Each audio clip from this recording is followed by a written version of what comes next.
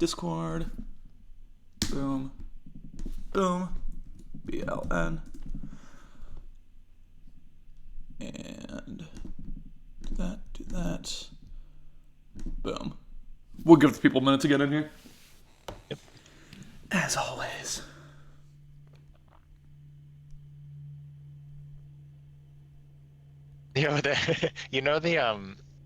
The player model for like the old Italian dude with the slick back hair who has gray hair Oh, that yes. like rookies come out as. That's Brett Favre in this league. It's like perfect. It's just an old dude. Shoot. God, I'm trying to think back to 06. Who would I want to use in 06? It's like Santana. The Niners' best player is Joe Nedney, the kicker. Oh, my lord. That's wild. Monk's I think here. this is where like I can like pick my own abilities and stuff. I'm gonna have a ball with this. Monk's here. Dan's here. Luck is here. You know what? Let's get going because I'm fired up by the chat, ladies and gentlemen. I don't even know what to call this. This is just something that, came up organically. Ben's here. Warren's here. We wanted to do a show, and we're bringing you that show.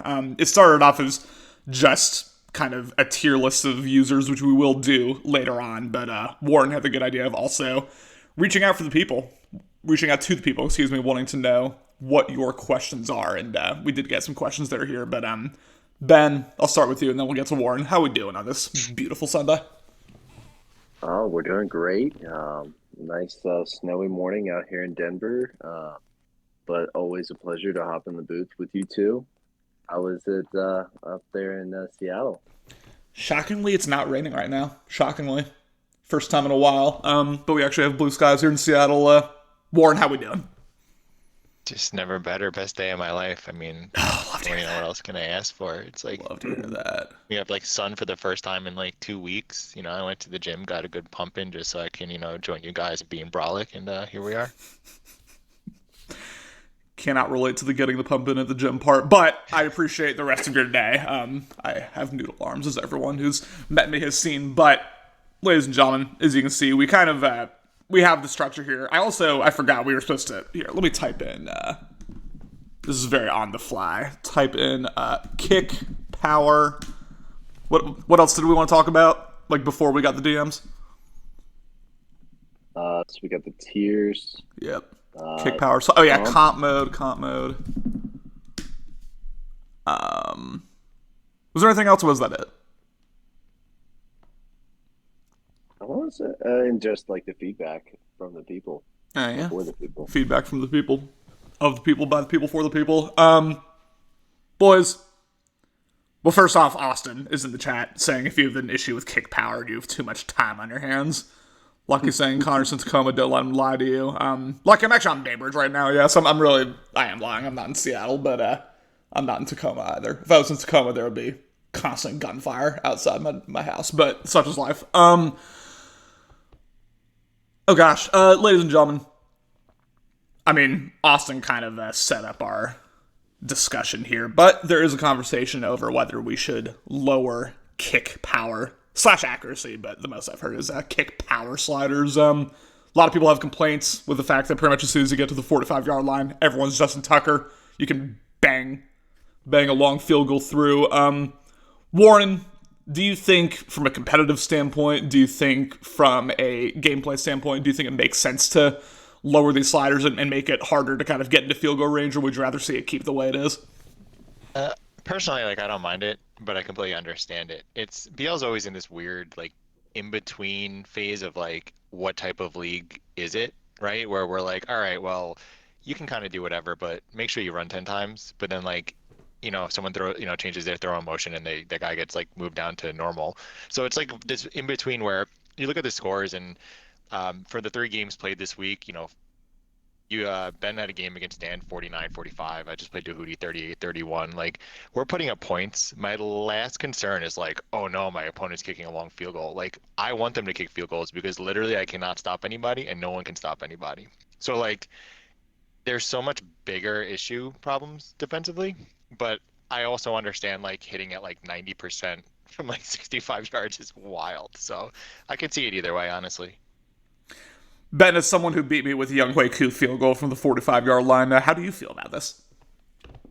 Yeah, I mean, I don't know. I do kind of agree with Austin to a point. Like, I think it's a little bit ridiculous. In the end, Mm. we're arguing about the difference of what, 1 or 2 yards in field goal range. It's the accuracy number that Warren mentioned that is really what differs so much from real life. And then additionally, I think one of the side effects of the training camp this year with kickers is that, I mean, it's pretty easy to get silver in that and at least get an attribute upgrade. And by this point in the cycle, season 4, you guys have had 4 chances to get your kicker an upgrade at least. And so because of that, and because people recognize how important the kick power is, we've got probably 25 kickers with at least 96 kick power in the league by this point. And it's probably that more than necessarily the game being broken that we see so consistently, these 63, 64, 65-yard field goals getting through the uprights. I would like to see users be forced into more uncomfortable situations, like, a 4th and 5 on the opposing 45 and have that not be like an easy field goal. Do I use my coach's decision now? Do I, do what some users would call a death sentence in Madden and punt from the opposing 45, or what is my approach here? I think I don't know if I love the idea that, like, as soon as I get past midfield, I'm guaranteed points. That especially in, Warren, you were saying, like, a very easy offensive Madden like this where people were putting up points to begin with. I think I would like to see that kind of element of the chess match that is football strategy be added into our games a little bit more. But, like, also, Austin has now posted, I think, 6 times that if you have an issue with kick power, you have too much time in your hands. So maybe I just have too much time in my hands. I don't know. Boy, there's quite the argument happening in the Twitch right now. Young Alex saying if you spam the same message in a Twitch chat, you have too much time in your hands. Lucky saying, personally, I think every issue is too small for us to concern ourselves over, and we should never try to adjust anything ever. It's a slippery slope to slider talk, ladies and gentlemen. It's a slippery slope, and I thought we left that behind us in Madden 21. It's hard because it's to the point though of, like, what's actually serious and what's not serious and what's, like, we could nitpick literally every single thing. And I think at the end of the day, it's hard to please every single well, hard to please it's hard to make everyone happy, I guess, with what you're doing. So, like, you have people that join the league for different reasons, and I think you have to accommodate everyone in some sort of way. So you can't go 100% like, arcade mode, just guns blazing, this and that. So that's why there's the run, the run sliders. Same thing with kick power. It's like, all right, like, is it a huge deal? No. Does most people, like, is it really going to affect every single game? Like, sure, a little bit, but I think you have to accommodate both sides of, like, skill level and kind of, people, what kind of what they're trying to get out of the league. Yeah, I mean, I'm not sure, as I talk it through, I'm not sure whether potentially lowering the kick slide. I mean, Dan's in here saying he wants a 10-yard difference. Like, he wants it, where you have to get to, like, the 30 or the 35 instead of the 45, which I am a little hesitant about, as is, I think, most of the league. But, like, he wants that, and I'm thinking in my head, like, would that help the elite users, the Warrens, the Austins, or would it kind of increase or decrease the parity, excuse me, make it a little bit more even, give guys, like, more opportunities for defensive stops. I don't know. I'd probably say the former, like, just, like, gun to my head right now, but, like, I don't know. Ben, like, do you think if this were to happen where, like, we would way lower the kick power, way lower the kick accuracy sliders, do you think that helps elite users ultimately, or do you think that hurts them? I think it probably benefits the top of the top because so often you see those guys getting into the end zone, and whereas some of the more fringe guys maybe drive stall out more often than the top tier guys, and that just is going to tend to happen in that kind of gray area now with the field goal sliders if you were to affect that. So I think it'd probably be really less parity. Even easier for the teams at the top if we were to do that significant of a difference. I like that logic. I think I agree, as you talked about. Another change we made with the understanding that, like Warren said, you can't please everyone. Everyone's here for different reasons. We went to comp mode, which on paper is a massive change. I mean, we completely switched, I guess, the style of Madden we're playing, if you will. But obviously, only 2 weeks in, I guess 3 weeks in now, people like myself who, don't play Madden outside of Battle League don't have a ton of experience with comp mode yet. So, like, as I type this out, I'm not really sure, like, what hot takes I can give other than I've seen just as much BS in my 2 games as I have, in most sim mode games. Hi, Lucky! But, Warren, I mean, obviously, you play other leagues, you play Madden on, sim mode and comp mode in different situations. So, like, what do you think? I guess the first question I'll ask you is, obviously you were kind of one of the driving forces behind us changing to comp. You were saying you liked the idea. What was your rationale for why Battle League should go to comp mode? It's hard because it's like the game to me plays better, and like that's first and foremost, like that's important to me.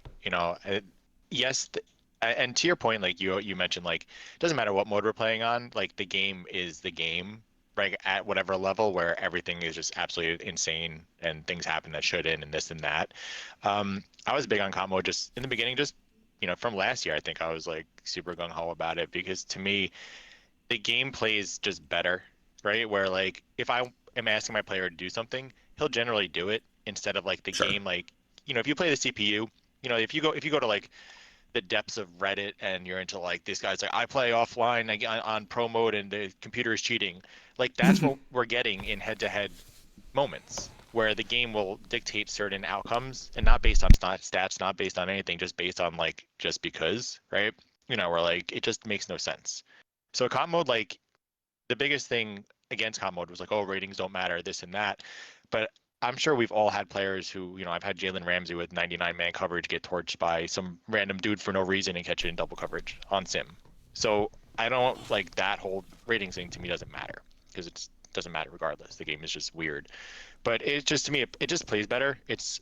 And this may just be my brain being weird, but it feels smooth. Like the game feels like I'm playing the game. It's responsive. It's not like on sim mode, I always feel like there was a very delayed lag. Like when you play Phil and you're just like, dude, like what you press the button, you're waiting. So like I don't get that on comp mode, and I don't know if that's just not real, but I feel like there's definitely a it's more responsive. The key thing, and again, I mean, Madden BS is a very nebulous term that can mean a lot of things to a lot of different people. Some people think that every time they lose, it's Madden fucking them, and we'll get to that later. But I think the more responsiveness point that you just made is actually the one thing I've noticed that has made me happy that we've made the switch because it feels like hit sticks are far more viable to land. There's an ability to kind of like break on the ball with your user in a smoother way than I've seen consistently in sim mode. So I like that aspect. Go ahead. Can I add a point? Uh-huh. I'm curious if you both felt this way, where like, yeah, like scoring is still scoring, like we're still putting up points, but I've had passes that got intercepted that should have got intercepted. Where like on sim, you're like, oh, there's nothing, or he swats it.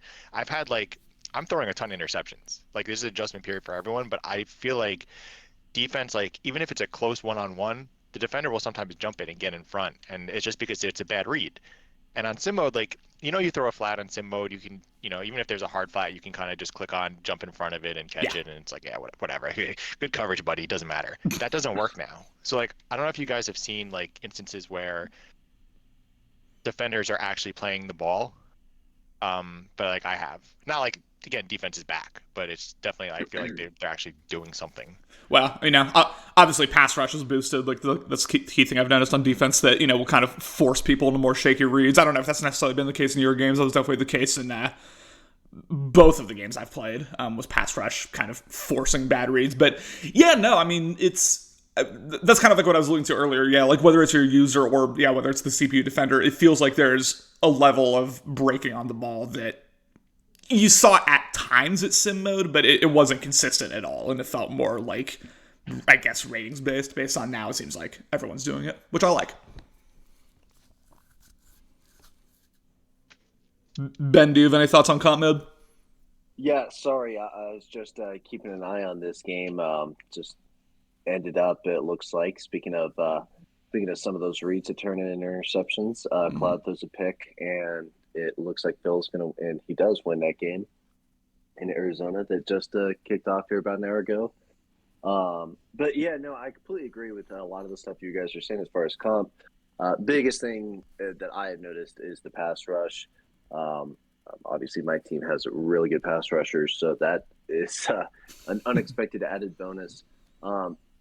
But absolutely, I do think it's more deliberate, kind of like you guys said, with what you were doing with your players. And I do think that more so than in Sim, the pre-snap adjustments are definitely playing more of an outcome throughout the play than, maybe just the randomness that you would see on Sim. So I do think that kind of is another one of those things that's going to be more of an advantage to the top tier users. But at the same time, some of these guys who would complain about, things maybe not going their way on Sim should see a little bit less of that. It's going to be more of an indication of what actually, you're doing. Even if it's something like as crazy as a Hail Mary that you got, Connor, in our game. Mm-hmm. Like, ultimately, sure, it was a couple of lucky bounces, but it also bounced off of 2 of your players' hands and into another one's hands. So just, that tendency that if your player has a chance to make a play, they are most likely going to do it, as opposed to just the randomness, that I do like a little bit better, even in crazy instances like that, or like, you're hit out of sack fumbles or interceptions, rather, that get caught by the D line. Like, at the end of the day, like, that should be happening if the ball's right there for the player. And so that is what we're seeing more of. I kind of like that.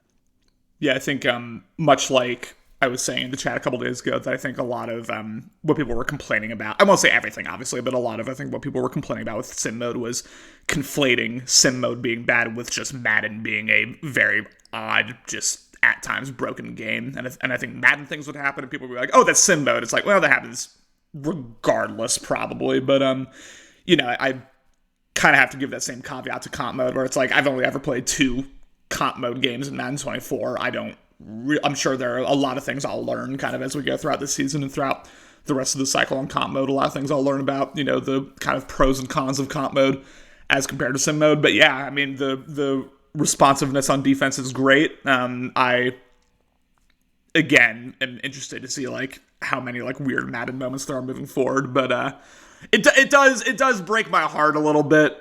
It does break my heart a little bit that like the driving force behind going to comp mode hadn't actually played a game on comp mode in Madden 24. Again, high lucky. That breaks my heart a little bit, but it's okay. The whole league was behind it, so I can't really get on one user too much. Unless the two of you have anything more to say, we can go to user questions now, and we have quite the batch here. I think it was it Dahooty who asked the overhyped, underhyped, or was it C? It was CMass, I think, who asked this actually. So, I personally don't really know how to answer this because I think everyone's kind of like found their level. I think we kind of understand who the dogs are and who the pretenders are, and obviously we'll get to that in terms of tiers. But who do y'all? I guess we'll start with overhyped. Who do y'all think is the most overhyped user in Better League?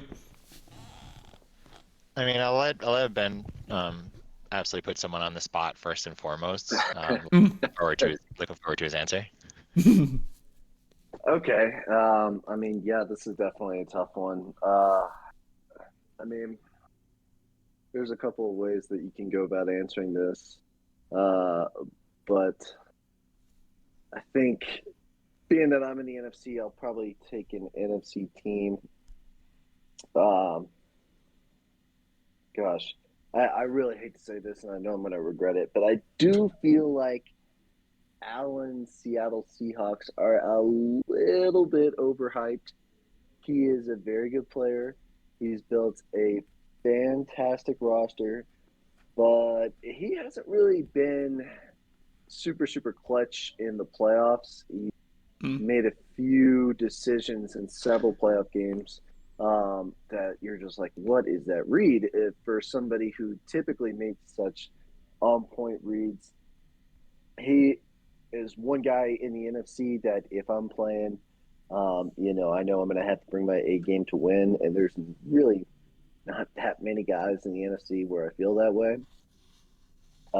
But he also is very capable of, like myself, just totally throwing a game away and making some dumb reads, some bad decisions, and either allowing another team back into the game or just kind of losing it at the end, and it goes downhill quickly. So, while I think he's still probably one of the top two or three, if not the very top, purely most talented players in the NFC, I think maybe a little bit of overhyping just based on past success compared to playoff success this cycle.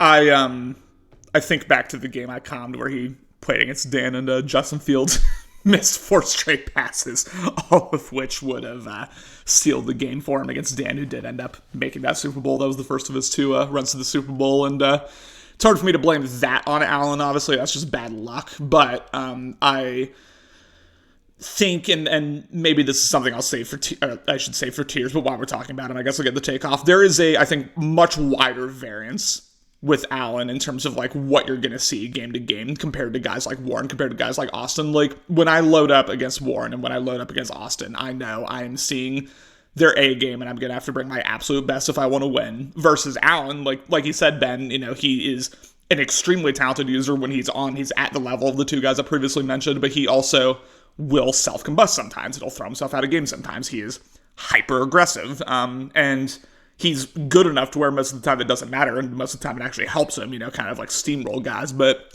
I hear what you're saying in terms of like the consistency kind of game to game is not quite there with him compared to the elite users.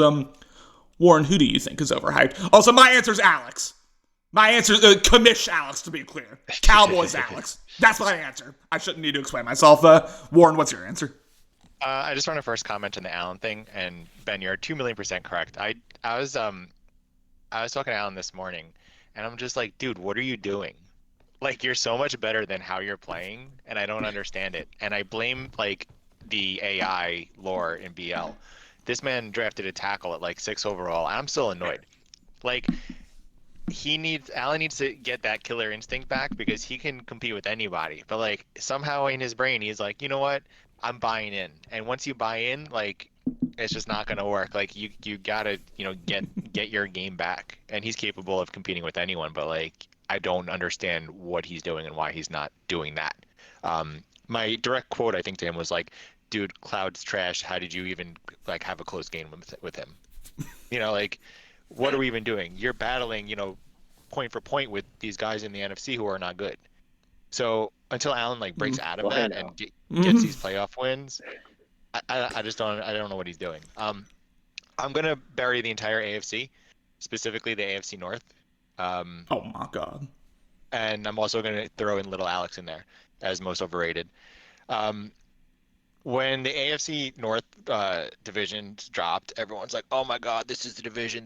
Oh my God, we have so many Super Bowl champs." And like Austin's the only dude that's balling right now, and he's the only guy that really like stepped up from that division. Obviously Cody and Dehudi like aren't there. Like Dehudi hasn't taken that next playoff step this cycle, and Cody's kind of like super up and down. So that entire division, even though Austin went 20-0 and all that stuff, like I get that, but as a division, they're not what they're supposed to be pre-cycle. And now Woj, since he decided to care about the league, he's super involved, and he's 2-1.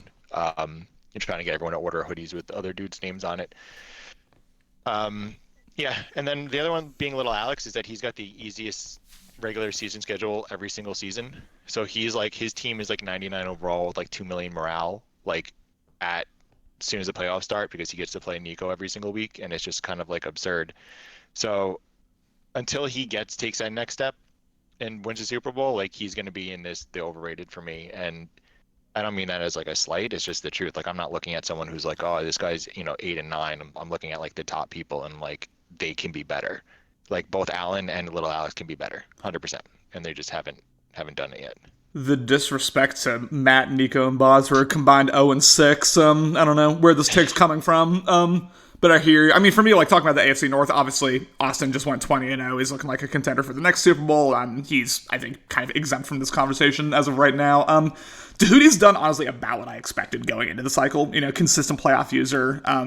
But he's struggled. a Super Bowl. Like, is he not like in that Super Bowl tier like a season ago? I never thought. Well, I mean, sure, he made 2 Super Bowls. I've never thought of Doody as like as good as Austin or as good as frankly like little Alex. Like I don't. I guess that's me kind of. Maybe I just underrate Doody. I don't know, but like for me, he's a user who I expect to like make the divisional round of this stacked AFC, and then maybe he'll make one Super Bowl, but like I don't necessarily like see him as a consistent Super Bowl contender. And then it was, I think, impossible to see Cody's fall off coming. Like he's literally until last season he had made the playoffs every single time he has been in the league, every single season, and I think that was just like impossible to predict. But also, yes, you're right. Like as of right now, it's very hard to see him as a contender. But and again, I'm not saying this at like to be like a jerk or anything, but like I expect them to be better. I'm not saying they're bad by any means. I mean, Lox is winning literally every single game, and the Hoodie's making the playoffs and all that stuff. But like, they should be doing better. You know what I mean? Like they're at that point where it's like, all right, either like you're gonna win or you're just gonna continue to be in the same spot. So we'll see how they respond. We got a couple seasons left, so plenty of time. Yeah, we got like 3 seasons, 4 seasons, I don't know, but yeah, I mean, I've been saying for cycles now into this mic, and I'll say it again, like the fact that he doesn't have a Super Bowl is kind of outrageous, like given how good he is and how many chances he's had. Obviously the Super Bowl choker meme is alive and well, but like he should be in the hall. He should be one of those consistent Super Bowl users, and it's gonna be the biggest weight off his shoulders once he gets like that was yeah, like it's gonna like he also is probably gonna get like it's just gonna be like intolerable, but like he deserves to be like that after. So like once you have that one, now everyone can like. I started off I think 0-2 last season in Super Bowls, and I was just like I'm gonna be like the Buffalo Bills and be like 0-4 or whatever it is, and then as soon as you get that one, you're like, all right, everyone shut up. Like it's over. It's over. I suspect that once he gets that one, it's going to lead to like a flood of Super Bowls for him. Like where he, once that weight's off his shoulder, he doesn't have to go into every Super Bowl like worrying quite as much, right? And he can just kind of play his game and potentially get some more. Although obviously easier said than done in this league. Got a lot of dogs. 3 of whom are in the booth. No, I'm kidding. I'm not at that level. But real quick, I just want to kind of piggyback off of what Warren was saying. I want to ask you, Warren, do you feel like, obviously, I think the general consensus is the AFC could potentially be the stronger conference of the two. Do you kind of feel like there is now a new upper echelon of teams, of users in the AFC, whereas more at the beginning of the cycle, it was kind of like, an unknown who was going to come out of that conference among, 7 or 8 users? Do you feel like it's kind of narrowed itself down to the really top tier in that conference? Yes, but also I still think the second tier can beat anybody, right? Like if Right. Phil beat Austin, would we be shocked? Like not shocked, but we would be like, wow, like there must have been some serious lag going on. If Dehudi beat little Alex, would we be shocked? No. It's not. We expect these certain teams to win, but even the 4 through like what is it, 7 seed is just like annoying. Like you don't go into the playoffs and you're like, oh, I get a freebie. You're like, I get matched up with Dehudi every single playoffs, no matter how I end up, and it is the worst experience of my life. So like, it doesn't matter. Like yes, they separated, and Austin obviously being 20-0 and being like top dog right now, kind of it. Regardless, like it's tough, but even if it doesn't matter what seed you are, you're still every game in the playoffs is extremely challenging, and it's like you have to be like super locked in, or else like your season's over. I remember going into last AFC playoffs, there was only one user out of the AFC slate that I thought had no chance of making the Super Bowl, and that was Troy's Kansas City Chiefs. Like 1 through 6, I was like, yeah, if they ended up making a run, if they ended up being the AFC representative from the Super Bowl, obviously I'd be surprised to different degrees, but I wouldn't be like, oh, this is like crazy, unheard of, like, oh my god, all 6 of those guys were like very much in there.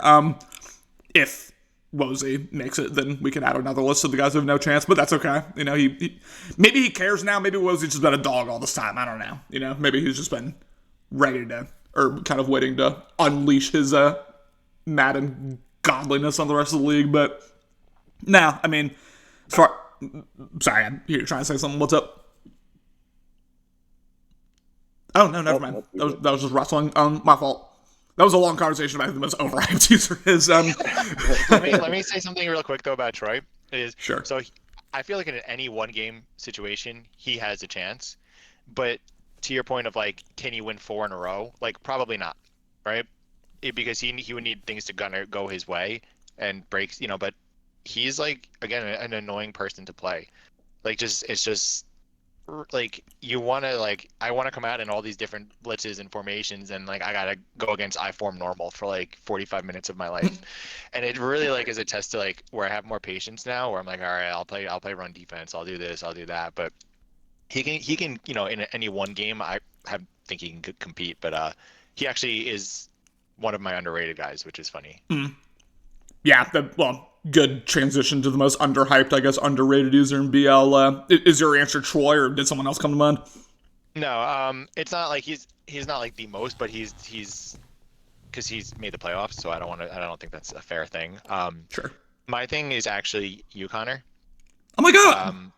Yeah, and well, like, I think with us going to comp mode, like, you compete pretty much in all your games, right? You do. Like, you've scored 44 and 48 points the first 2 games, right? Your schedule's, it's a typical NFC schedule, and you play the AFC Lord. East, so like, Oh, Lord. this is your season to kind of make things happen. It's weird because you'll play very well, right? You'll play these tough games, and then you'll like throw up a stinker against like Agenda, and I'm like, what are you doing? Like, like certain things like that where it doesn't Sure, make yeah. sense, and it's the consistency. And if like you can shore that up a little bit, like I definitely think you're better than kind of what you get credit for, and you don't really give yourself even like an ounce of credit, but you should, because like for someone who plays like, I don't say as little as you do, but you're not like, oh, like Austin, where it's like, oh yeah, you want to play 9 a.m., bro? You want to play 11 a.m., bro? I'm always home. I'm always ready. My Xbox is always on. Like, no, like you don't play as much. So, but I think in like that range, you're definitely, one of the underrated people. Well, I appreciate that, man. I think, yeah, I mean, I go into most games feeling as if I have a shot, certainly. I don't, I think, honestly, I think me winning the Super Bowl back in Madden 21 really kind of changed my perception of just like loading into games where it's like, okay, I can go on a run. Okay, like I can, beat elite users on my day. If I know you hate it when people say this, but like if I'm locked in, I can compete. But Oh, it's a real thing, dude. I'm on YouTube's half Sure. my games, and then like it really is like some games where you got like look at CMAS when he's got like a kid bouncing around, like someone yelling at him, like there's just certain games where you're like, dude, I can't focus, I'm tired. Like, you have your opponent who's just like, oh, I can only play at 11:30 p.m. your time, and you're just like, so you're like, you're already getting like, are you coming to bed texts, and like you're just trying to get the game over with. So it's a real thing. Like if it's like peak performance, it's one thing, but like we all have those games that are like when we're not feeling like we really want to play, and we still have to go through with it. I think my most underhyped user is CMAS, not in terms of his ability to compete for a Super Bowl, because I don't know if he's consistent enough to do that, but I think, like, it's like kind of the ceiling floor thing, right? Like, his floor is pretty low. He can throw up some stinkers just like me, but I think he's, like, got one of the most lethal offenses in the entire league when everything's cooking. And when he can pick up on your tendencies, I think, CMAS is capable of beating a lot of guys who, you might be surprised that he was able to beat. This is, again, not me endorsing a Bears Super Bowl run. I don't know if that's going to happen. Although in the NFC, you never know. But that's not me necessarily endorsing a Super Bowl run. But that's just me saying, like, I think peak CMAS is really, really good. And I think, he gets memed a lot, right? And he, there's a lot of, like, clips of him, like, freaking out. And he, freaks out a lot in his streams. And I think that kind of leads to people maybe disrespecting him a little bit. At times, deservingly so. But I think he's really good. Ben, who's your answer for most underhyped user? Actually, I got a couple, but my number one is the same as yours, CMAS. I'm a big time CMAS believer, for sure. I actually would argue that he, of the users in BL that don't currently have a ring, may have the best odds at getting one this cycle, at least, just based on conference alone as the main driving factor there. But I definitely think that he's done really well with his roster. Maybe not quite as young as he would like, but he does have a young quarterback, and he has built a really, really strong roster, despite also missing some time and missing the playoffs last year because of it. I've been really impressed. When he plays, I've been really impressed with how he's played. He does, like some of the other guys we've talked about, he does have a tendency to occasionally put up a stinker, but if he's locked in, I think he can beat absolutely anyone. We saw it at the peak of Austin's powers back in the day, and I think 21, when really he should have won a Super Bowl with that Bears team against the Patriots back then. And I think he could absolutely get back and do something similar this season or next season. I do have a couple of other kind of honorable mention underrated guys. Number one is Lucky Saints, who really haven't been that good in any one season so far, but have had several games where they just, I mean, I don't know what Lucky has managed to find on defense. I still don't know, despite playing him twice a season, but he just gets it, I think, a little bit better than most people. And I do think that the switch to comp is going to only make that stronger. And then now that he's got Jonathan Taylor, that guy's a freaking problem. So those are, for a guy that has not gotten first or second place in this division yet, he is somebody every time I load up against, I'm like, okay, this is going to be a tough one. And, you can't say that about many third place teams in the NFC. And then my last one, I guess, is kind of a new development, and that's Cody, who's 0-2 and missed the playoffs and is talking about retiring. And just so everybody knows, just so we're all on the same page, purely stick skills, this guy is as good as anybody in this entire league. And I'm talking even to Austin right now. Stick skills, purely, Cody Young is as good as anyone that's ever been in this league. And that doesn't just change, just because he's feeling sorry for himself or anything like that. He may make some poor decisions with the roster or play call or something like that. But you get 1-on-1 in the open field, he's going to make you miss more often than anybody else in this entire league. So are you trolling, or is this real? No, I'm dead ass. I've played him enough over the years. Like, I'm so tired of Cody Young. He's too damn good on the sticks when it comes to the open field. At just making me miss. It just drives me crazy. So I look at, I know he's 0-2, he missed the playoffs, whatever. I feel like he's going to go on a run, get back in the playoffs despite the division, and be battle tested and ready for a run deep in the postseason. Sounds like you disagree, Warren. I just don't believe him. I just don't believe a word of that. Like, I'm about to say, like, cut this guy's mic. Like, what the hell? I don't know if that's real or not. I have no comment. I'm just gonna move on with my life. All right. That's in like a no disrespect way. I just was not expecting Ben to glowingly talk about Cody after everything they say in chat. Yeah, all right.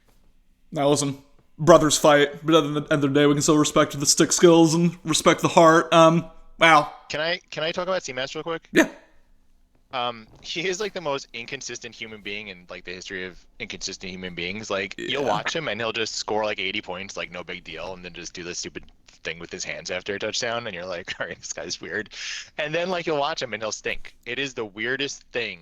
If he can just play at like that high level, like, I completely agree. Like, he can hang with anyone. Like, he just scores like it's literally no big deal, and then he'll just lose random games. I don't really understand. And I mean, again, it comes out of the consistency part, but he definitely, has a chance to make a run.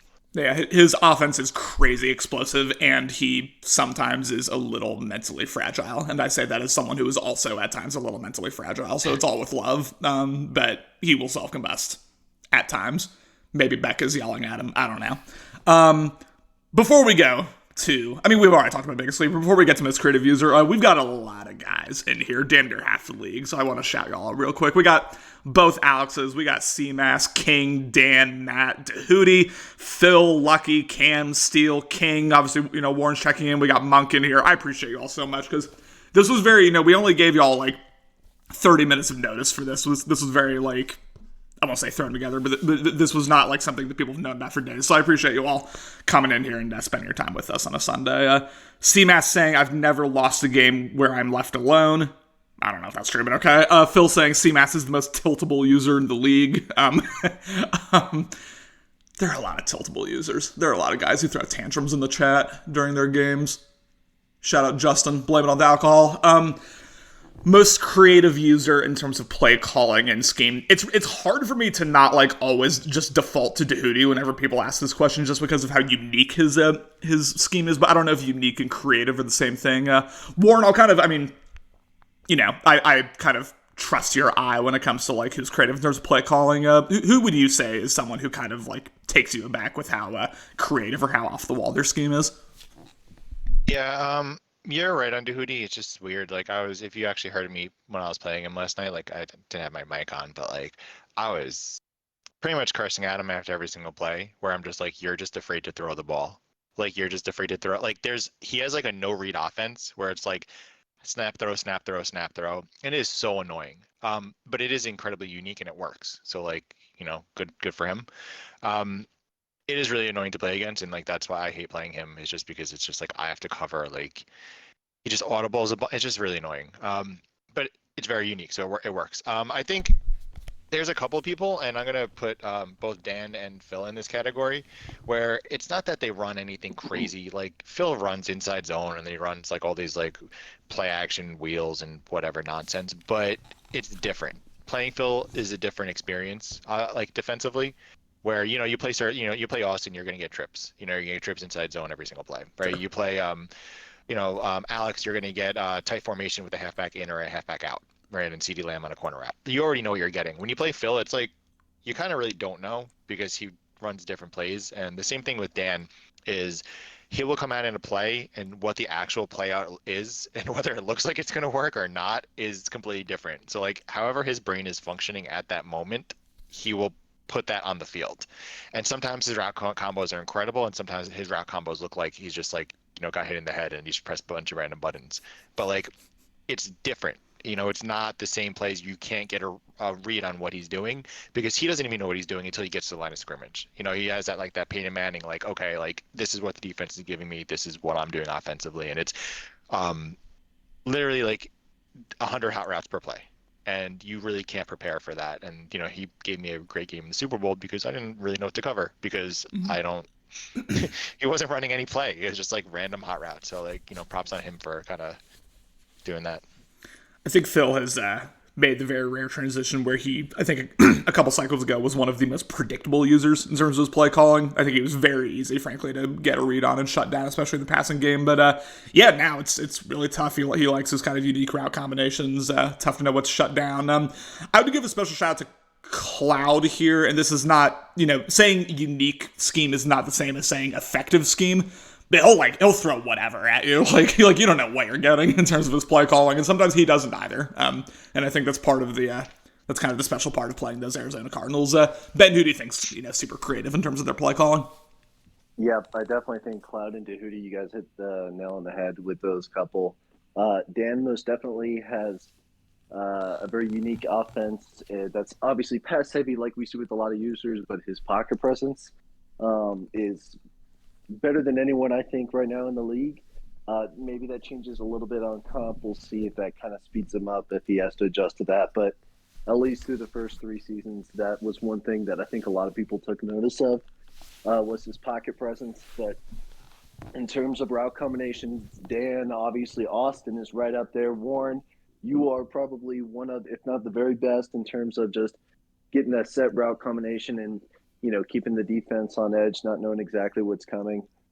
That's really tough to defend. But, some of the more unique offenses are fun to see. I think Morty's got a pretty unique offense, and he has for a long time now, where he loves to mix it up and throw in some weird stuff. And it's really fun to watch when it's clicking.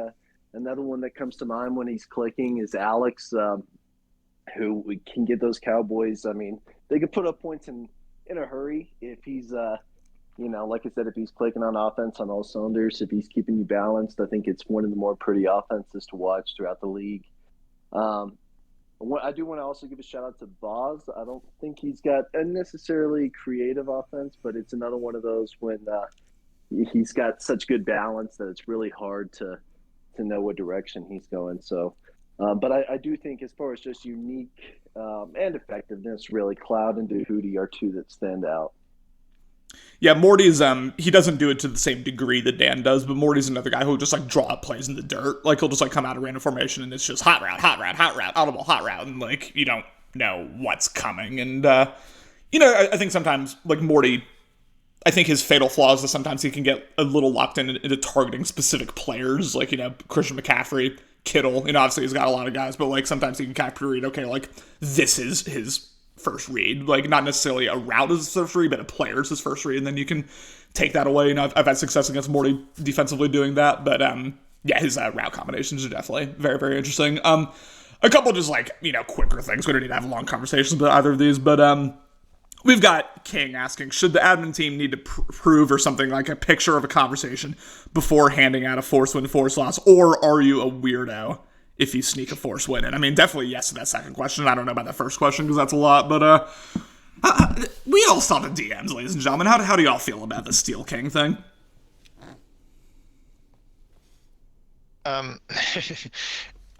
There's certain people where like you have to specify like I'm free at time A, B, C, D. When can you play in this time frame? And there's other people who are extremely vague, and being vague is not like there's no correlation with actually scheduling. Like again, being like we're up, like doesn't mean anything. It doesn't mean like you attempted to play a game. It just said we're up. So like you have to like, and this is just for everyone. Like dude, like certain people are so easy to schedule against. Like hey, we playing BL. I'm free this time.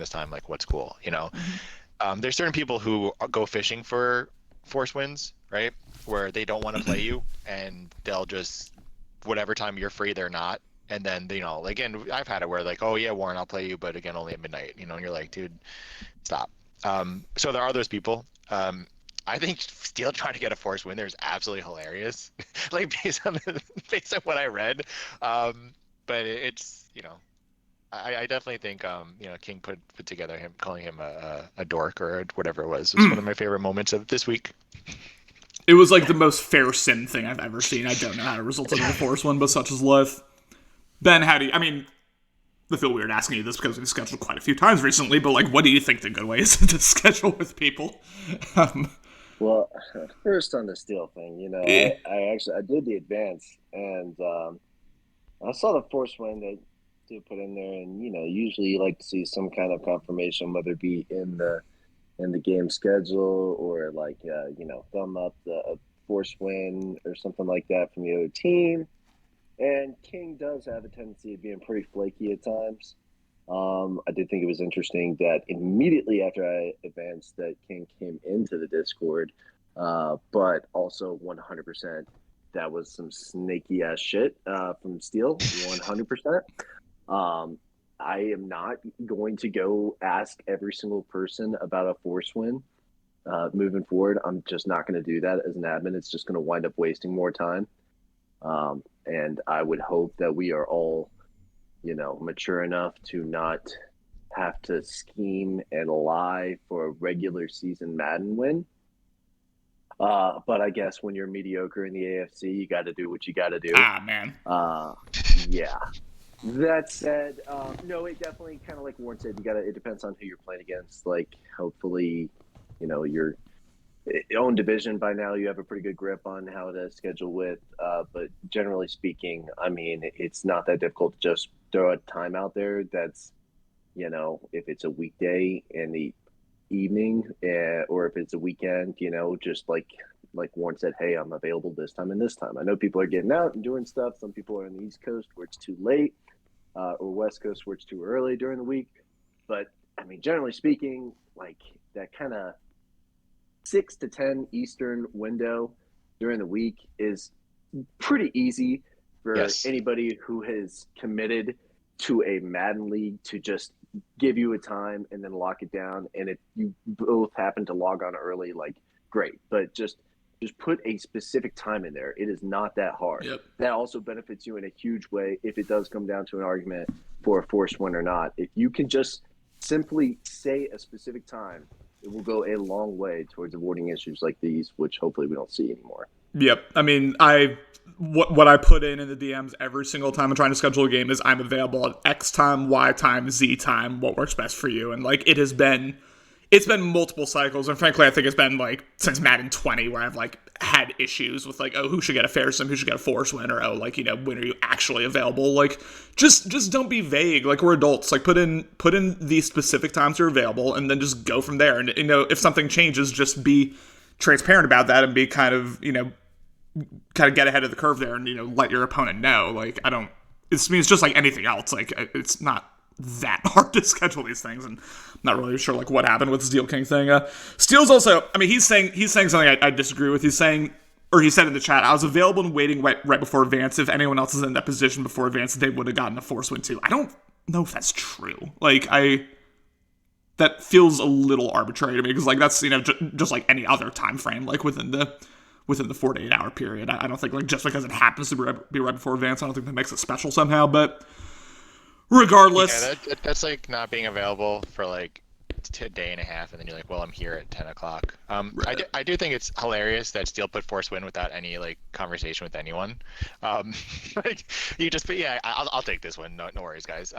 You'll notice, like, Ben, you can attest to this. Like, if I have trouble hearing from someone, I'll put in the admin chat, I'll be like, hey, like, I haven't heard from this one. This is what's going on, just to have the conversation and put it out there. Yeah. Because the last thing I want is like it up for debate.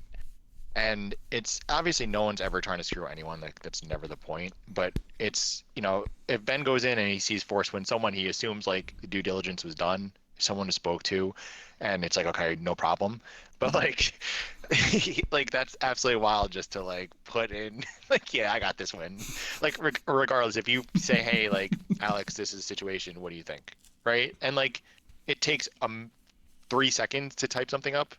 Just put it out there, and then it'll look like you're making more of an effort. And like, to me, that's simple. Yeah. Not asking too much. Yep. As an adult. You just, you know, you ask your opponent, hey, like, is it okay if I take the force win because of X, Y, and Z, and you go from there. You talk to people. Communication's good, ladies and gentlemen. I think that's really what we're trying to say. The final thing, which we don't even really need to have a conversation on, but this is a message from Monk to the rest of the league. Have some humility and admit that maybe, just maybe, the reason you lost was a culmination of actions you made or didn't make within the game against the other person that may or may not have made similar choices that led to your loss. Madden didn't choose you to fuck. You're not special. I'm going to get a little messy. Does anyone come to mind when you read that? Oh, Warren, there's somebody in your division that I just name is escaping me, but probably enjoying a fresh cup of tea after that win in Arizona. It's that thing where, like, you know, there are those people that when you play them after the game, like, they're gonna have a conversation in your DMs. Obviously Phil's one, right? And he just discusses the game, right? He's like, hey, I don't understand this, I don't understand that, and it's like, all right, like, I don't know what you want me to say. Like, I don't give a fuck. Like, I really don't care about anything. Like, I literally played the same game. Like, I was present during that last 45 minutes. Like, I know. Like, I watched the play happen live. Cody does it as well, where like he'll like go through specific plays, and I'm like, I'm literally in bed already. Like, I don't care. It's good that, you know, there is that passion, right? But I think overall, like, what Troy really is saying is, like, people aren't as good as they think they are, right? And the game screws us all, right? There's people where, like, Steel will always be like, oh, Warren gets all the Madden luck. And it's like, dude, I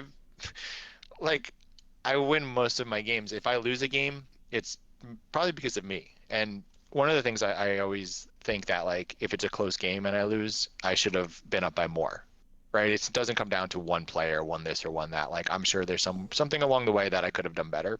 Mm-hmm. And we're all like, it's easy to blame the game, and that's literally what everyone does for every video game, right? It's lag, or it's this, or it's connection, or it's, you know, touch grass, you know, you don't have no life. But at the end of the day, like, it is, like, things happen. And we play the same game. We both get breaks both ways, you know. Against Austin, I had Austin Ekeler had a touchdown, and I got called for holding on my last drive, where I threw a pick, right? Like, I shouldn't have thrown the pick after. You know, it happens. Like, anyone could have been like, oh, I got screwed, but, like, whatever, man. Like, that's the game we play. So I think at the end of the day, like, it's a game, like, first and foremost, and things are going to happen both ways, but you don't remember the good things. I think people remember the bad. Mm-hmm. I'm not sure I have ever played a game of Madden, and if I have, it's been a really long time, where I felt after the game there was nothing I could have done. EA just wanted me to lose. That's just, like, not a thought that has run through my head, like, after a game, and I see that happen from, or I see that reaction from certain people like a lot, where it just kind of sounds like the boy who cried wolf. Like, it's like, okay, sure, maybe there's a holding penalty, sure, maybe there's like a janky animation, janky interception, but like you could have also done X, Y, and Z differently. So yeah, just look within, don't blame the game quite so much, even though there are obviously always individual moments you can point at. There is quite the argument going on in the chat about Steele's force win. Oh my goodness. Chat's popping off, ladies and gentlemen. We forced lost Steele in top, and like literally to this day he still has like who knew that he had receipts from like 8 years ago that he started going through. Like I think it was like Thursday I was at work and I'm like, Steele right now whatever he's doing is going like 8 years back in his phone and getting like all random pictures he saved about like all the things that happened, and I really love that Listen, like, he's so dedicated to like proving people wrong or whatever. Like that's great. Listen, I want to stay on Steele's good side forever because I know he's got a screenshot of every dumb thing I've ever said in chat. Every single thing. And those will get pulled out with no remorse. Time for tears, boys. We feeling some tears? Yeah, I'm with it. Let's get it. Ladies and gentlemen, we have obviously all 32 team logos. And to be clear, this is not the team that we're tiering. It's the user. It's the man behind the sticks. The 5 tiers that we came up with in terms of your user quality are Super Bowl hopefuls, playoff users, any given Sunday, bottom dwellers, and then, with the first overall pick, guys who contend for 0-17 every season. Do y'all want to just go, like, alphabetically by teams, or do you want to go division by division? Like this part of the show is, like, kind of, yours to run here. So what do y'all want to do in terms of that? We can do it either way. I'm just excited to argue with Warren about some of these fringe guys. Oh my goodness. Yeah. Also, at the same time, like, I don't want anyone to take anything personally, and I say this as like an adult at this point in my life. So, like, if you have a problem, just like log off. Like, I don't know what to tell you. Like, truth hurts. So, good luck. Damn. Okay, I'm ready now. I'm sitting up. It's hard to out toxic Ben. Like, I have to be ready for this. Like, I remember one of my first, like, I think Ben, you were the Chiefs last Madden. Is that correct? Yeah. I didn't know you. I didn't really know anyone, even though like it was my second cycle with BL at that point. Like, and all I know is like, anytime I said anything, or like we just would wind up arguing for like no reason, and I'm like, who is this guy? Like, why is he giving me the same energy like I'm giving him? Like, what is his problem? So like, I think that's hilarious, and I think one of the things I really enjoy about BL is no one takes anything seriously, and we all have such like cool like twisted personalities, and like really nothing is really for the most part like like real, right? Like we all say dumb things, we all joke around. So like I think part of this whole thing too is like whether if you agree or disagree, like whatever, like no one takes things personally. So I appreciate that about this group of individuals. I have sometimes thought about like the many, many, many hours of like commentary and podcasts and all this I've done, and it's like, what could I be diagnosed with by a psychiatrist? Excuse me. Like everything. What odd thing is going on in my brain? I don't know, but you know what? I'm just gonna like read username, team name, and let y'all cook. And if I have any thoughts, after you're done, I'll kind of like give mine before we tier them. But we begin let's let Ben do first. Like if you don't mind, like he can pick. You pick the team, he can go, and then I'll do the next one, just so we're not like sure, yeah, all over the place. All right, well okay. Actually, I'll flip it because the second team is Ben, so I'll let you do that. So yeah, Ben, we start with that. No, let Ben do himself. Well, we'll figure that out. We start with Clouds, Arizona Cardinals. Okay, Clouds, Arizona Cardinals. This is an easy one. He's a playoff user. He's not a Super Bowl hopeful. I don't think he's a Super Bowl hopeful. So he's a playoff user. He's definitely above in any given Sunday. Appreciate the softball to start it off. I mean, he's a playoff user just because the NFC's trash.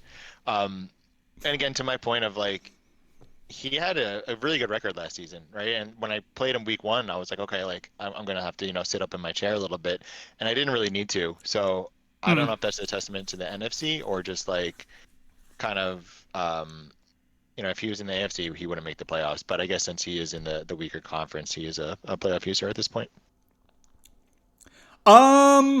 Would he make playoffs in the AFC? Yeah, probably not. I could see him sneaking in, 1 or 2 seasons. But yeah, like if I think about the kind of median line of making the playoffs in the AFC, which is Troy based on last season, yeah, I don't think Cloud's better than Troy. So yeah, I'd probably put him. Cloud is better than every single AFC South user. Let's get real for a second. Like if he's in the AFC South, he's winning that division 7 times in the cycle. We don't consider that a part of our conference. I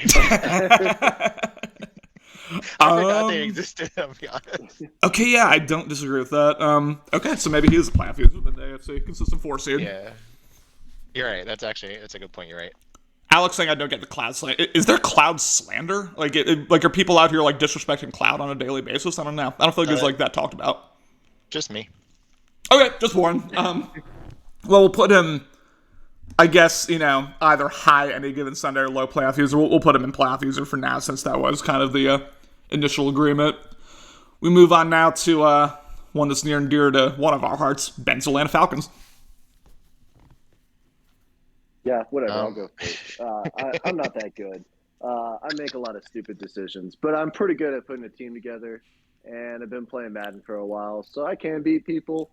Obviously, had a really good season 1, but we've seen fluky stuff happen season 1. I don't want to, just totally write off that Super Bowl, but I think maybe got a little bit more proving to do before I'm just easy toss it back into the playoff. There are 2 really bad cycles between this cycle and the last time I was good. So, like, really bad.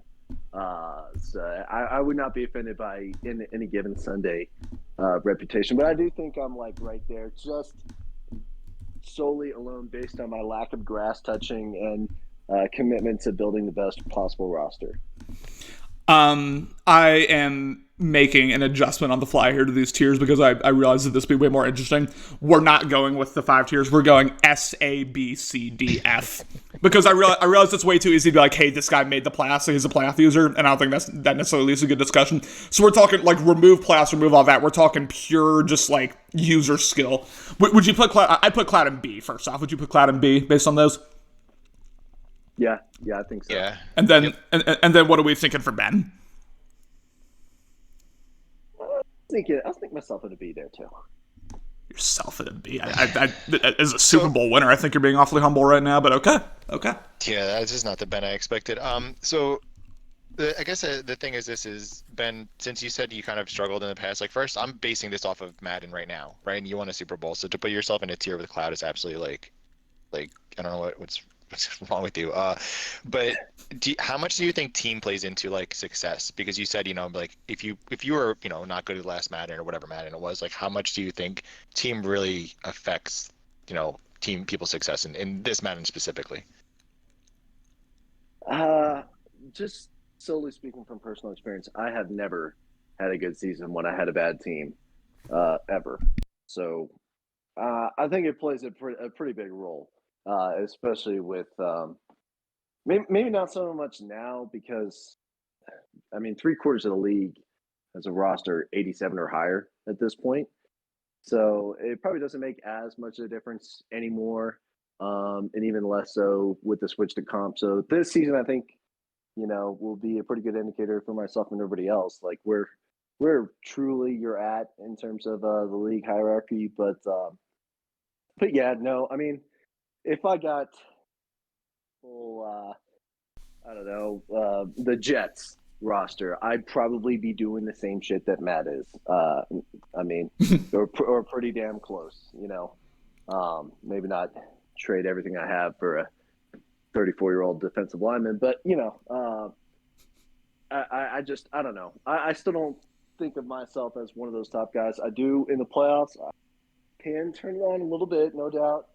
And I don't think everybody can do that, but yeah, I still don't think on a regular basis I'm up there with like the U or any of these other guys that are consistently, you don't even have to blink and they're in the playoffs, before the season starts, basically.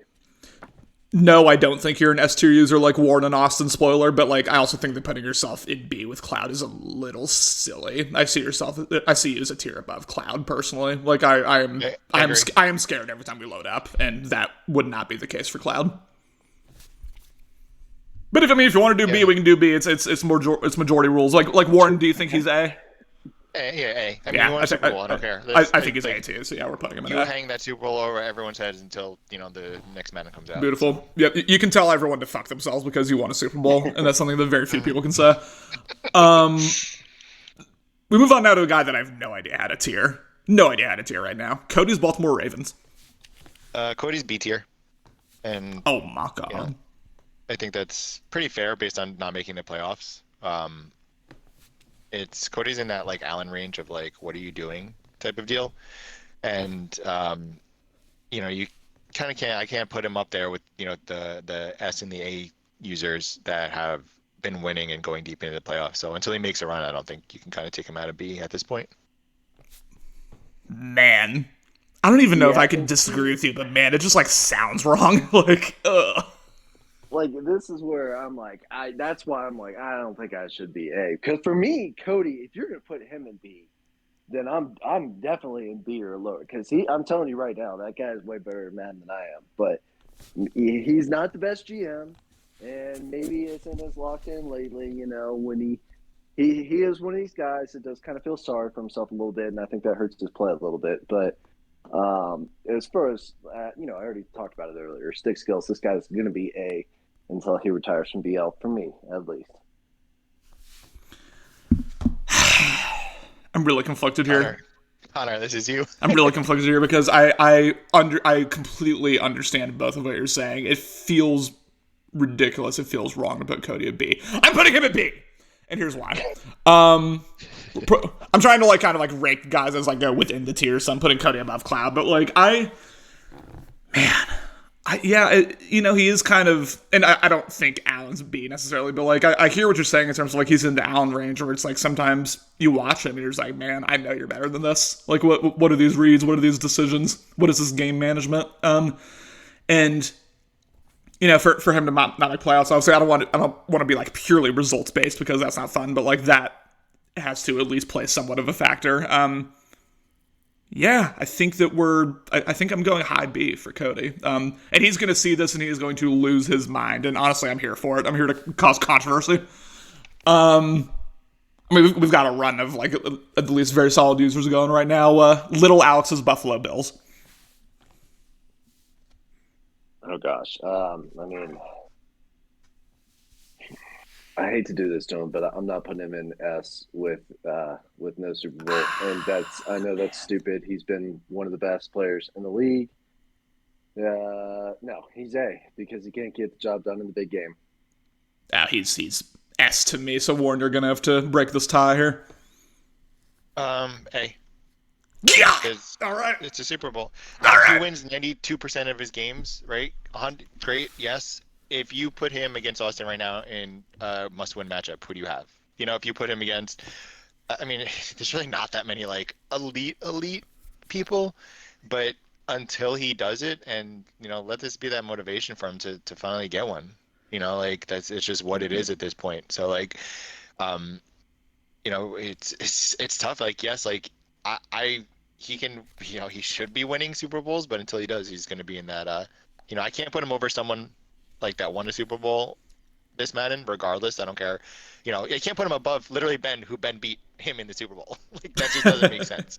So like logistically, like no, he's A. Yes, he wins 92% of his games, and he likely will win a Super Bowl. If my hands fall off, but he's not going to get to S until he wins the big one. So, listen, in my opinion, yeah, he's the highest A you can have, but like Warren said, you got to have a ring if you want to go S. You got to have at least one. All right, so I want to say this for the record. I disagree with this so strongly, but I hear you based purely on results, and I hear you based on that big game factor. Although I think it is, I think it's fair to say like he gets it done up until the Super Bowl. But yeah, Lucky's saying I could do that easily. Little is easily a tier above Ben, and this isn't a conversation in my opinion. Also, thank you, Lucky, for the gifted sub. But yeah, I mean, it's majority rules here. For me, he's S, but in the official Better League tier here with Ben and Warren, he's highest A. And you know what? That's fine with me. Again, we're here to cause controversy. We're here to cause chaos. A a very different tone to our conversation now. We're not looking at SA or B here. Tim's Carolina Panthers. Okay, so what's the lowest ones? What are we going down? So to again? it's S A B C D F. Okay, I say that partially just kidding because Tim does play me. He plays me hard. He's beaten me 2 or 3 times this cycle already. He has, for whatever reason, he just doesn't have success outside of our division. But I mean, he beat Dan. He tied Dan in his first Super Bowl run that season. He's beaten me. I want to say Lucky's had his number, but He's beaten outside of Dan the a few division, times, yeah. Yeah, I mean, he is certainly capable, if we're talking any given Sunday, whatever. I'm not putting him in D or F. I'm going to put him in C pretty safely. I think he's just right there at your, if you beat this guy, you're probably pretty good, competing for a playoff spot. If you lose to this guy consistently, at least, I hope you like the draft. Yeah, you're probably not doing much. Unless you're Dan, who I think might have a losing record against him this cycle, but, still finds a way. For me, this is where, he's either low C or high D, and I'm not really sure where to put him. I like I like the idea that he's beaten you a couple times. He's beaten Dan. He has shown the ability to kind of rise up in big games, which won't necessarily say about the D or F users, but he is so inconsistent, and he'll put up absolute stinkers sometime where I'm just like, man, I don't know what I'm watching. I don't know. Warren, what do you think about Tim? He's in between C and D. It's tough because it's hard to say because we didn't really his name comes up before we went through so many players. So I'm trying to figure out who I compare him to, and it's hard. I would put him at C for now because he does have the capability of beating a good team for and then it's weird. I'd watch his streams when he's playing games, and I'm like, why? I thought he was better than this. I don't understand his gameplay at times because he can beat anyone for the most part, but then he doesn't, and then he'll play someone bad and lose. It's very, very. Again, it comes to consistency. I think is the theme. With teams being the upper teams to the lower teams is just how consistent are they game to game, and Tim's extremely inconsistent. Yeah, he has at least shown a level that, a lot of other, quote-unquote bottom feeders don't have. You could get, what's an example?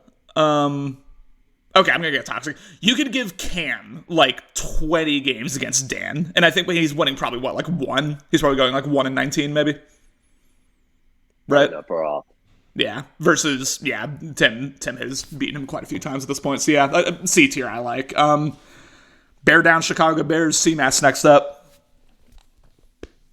CMAS is tough. CMAS is tough. I want to say A. Yeah, I really do. And I do think he is a low A, just to be clear. But I do think he is really a very, very good player that, I consider him better than myself personally. I'm sure Warren doesn't, but I don't know. What do you think, Connor? Because I feel like you and I are on fairly similar levels. Do you, when you're playing CMAS, are you okay, I should win this game? Or no. How do you feel about it? No, I'm not like that, but nor am I I'm going expecting to lose. I think CMAS and I are 50-50 when we play our games, and I think it comes down to who executes their scheme better. And I think you've seen that all throughout our divisional games. Or I just get a Hail Mary pass interference and I win that way.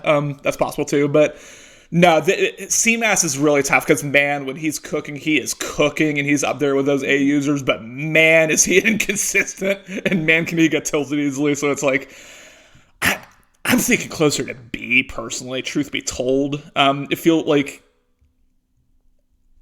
man. See, this is where, putting Cody in B is really screwing with my head, because it's I don't think CMAS is better than Cody, but also, he's right there, and then, So, you have him in A. I think I have him in B. Warren, where do you have CMAS? He's B tier. I don't think it's a question, to be honest. I can't. It's just no way. I can't, in good faith, say he's going to split with, season 1 Super Bowl champ Ben or little Alex. I don't. I just lose. It's just no way that he splits. So he's in that. And the B tier is a good tier. It's in the you should be better than you are, and you just need to take that next step, and it's really close, honestly. Yeah, I mean, a good way to think about these tiers, it's not as if B tier users can never beat A tier, S tier users. Is that over the course of 10 games and over the course of like a standard game, yeah, you'd expect the higher tiers to win, but that's not the same as saying like these guys can't compete. And CMAS and Cody are definitely guys who can compete. I mean, this is an easy one. I don't know how much conversation we'll have. Austin, Cincinnati Bengals. SDS, that's a goat. 10 rings, S plus. Warren, you want to really cause some controversy here? No, Austin's a dog. Yeah. I still think I'm better than him. Oh my. But at the same time, like, he's that dude right now. So Yeah, 28 now. He's a dog. He's anything. Real quick, I've thrown it in the chat. I've kind of hinted at it. This record is near and dear in my heart and Cloud's for obvious reasons, but 33 games in a row is the longest win streak in BL. He is at 22 right now. I threw his schedule in the chat. I don't have it. I can pull it back up. Do you guys think he's going to get to 34 straight? Well, when you, because I saw when you posted his schedule, there were a couple games that I could potentially see him getting tripped up on. But let me pull up the schedule real quick. I have it open if you want. Oh, beautiful. Yeah. So what are like some games where you could see him losing? So he has a pretty difficult schedule. He's got Dallas, so he's got Alex, and he's got little Alex. Then he's got Steele, who's you never know. You got Wozy, who's again BL #1's fan. Tim, Lucky, Dahudi. Those are the next 1, 2, 3, 4, 5, 6, 7 games, and then he's got Phil. So if imagine it comes down to like that, where it's like you got to play someone that's in Narnia with like kind of like dial-up connection for your to break a record. I will go Little, Phil, Alex in that order in terms of like guys who I think are capable of potentially beating Austin. And if none of those 3 guys can do it, then he's not. He's breaking the record. Would be my guess. Yeah. Can I say something about? Go ahead. Go ahead. Austin, like how he plays is like so like he's so basic. He does like the little things well, and it's just like that's why he's so good. And I like it because it's not like he runs like this crazy scheme or this or that. Like, sure, he doesn't run anything like super exotic or whatever, but like he just has his plays. He's very consistent with how he plays. He's really good when he's controlling whoever has the ball. Like he'll get the maximum amount of yards for his running back or his receiver, and it's an underrated skill where like, you take a 5-yard gain, you turn it to 12. You take a 20-yard gain, you turn it to a touchdown. And he's good at those little things that like he can set up blocks well, and it's not like you watch him, you're like, oh, he's just running curl flat from trips every single play, but like he knows what he's doing, and he can really he plays his game extremely well. That's why he's tough to beat. He maximizes every single play in a way that can feel just overwhelming to try to stop when you're on defense. And it's not like, it's not he's like coming at you with like crazy deep shots or like crazy like route concepts. You're like, oh my god, like my secondary's been thrown into a blender here. It's just he just maximizes everything and puts a lot of pressure on you as on offense to do the same thing. Easy S tier, no notes. I just want to say this one last thing about the. This is just me trying to start the win streak narrative. I can tell you right now, Austin, he doesn't care about 33 games straight or whatever. He wants to win Super Bowls, and that's one of the biggest reasons he's a GOAT. Yep. Dan's going to put that in the announcements, be like, congrats to Austin, just, beating the win record, and Austin be like, okay, cool. Like, winter playoffs, that's his mentality. That is his mentality. Here's what, we had disagreements on this when we were talking about it, so I'm curious what tier we're going to end up putting him in. Dahudi's Cleveland Browns. I'm putting Dahudi A. It has been a long time since he won a Super Bowl. Milkman, Madden 19, the dark ages of BL. Those were the true, even for the Milkman, the Madden 19 late cycle days, those were the true dark ages of this league. But that said, I'm still putting him A. He's continuing. He's never had a bad year. He's never come into BL and, you're like, oh, it's Dahudi, who cares? Like, no, he's going to be a tough game because his scheme, he got obviously Kyler Murray very early on in this cycle, which does wonders for his scheme. And he's made the playoffs pretty easily every season, despite being in one of the tougher, if not the toughest divisions in the league. So I'm putting him in A. I do think he's a lower A just because of the lack of playoff success. But I mean, I do think he went to at least one Super Bowl last cycle, maybe two. He went to Um, two, yeah. yeah, so he's had playoff success. I'm not saying that he hasn't had success in the playoffs or anything like that. It's just with as deep as the AFC is, I would be a little surprised if he wins the Super Bowl this cycle. Really, if he makes one, I'd be a little surprised because there's you know maybe three guys that are pretty clearly better than him. But yeah, I still have him an A. I think I have him in low A. Low A. Below Little, below Ben, again, based on that Super Bowl. But yeah, I would have him in A as well. Just, I think, out of respect for his ceiling and out of respect for his ability to get done in big games. I mean, that kind of that shores up his tier. But Warren, do you disagree with Ben and me? No, he's A. He's better than the B tier right now, and he's whether it's high A or low A. He's another guy that has something to prove. So we kind of expect Tahuti to be in the mix every season. He's a good user and overall a good human being. He's a really nice guy. Absolutely. Like Absolutely. it's one of the things I didn't know until I started talking to him. I was like, oh, I actually like this guy, even though I hate how he plays. So Yeah, no, I loved being in Duty's division last year. We had great talks after all our games, most of which he won. Here's one that could get spicy. Here's one that could get really spicy. Alex's Dallas Cowboys.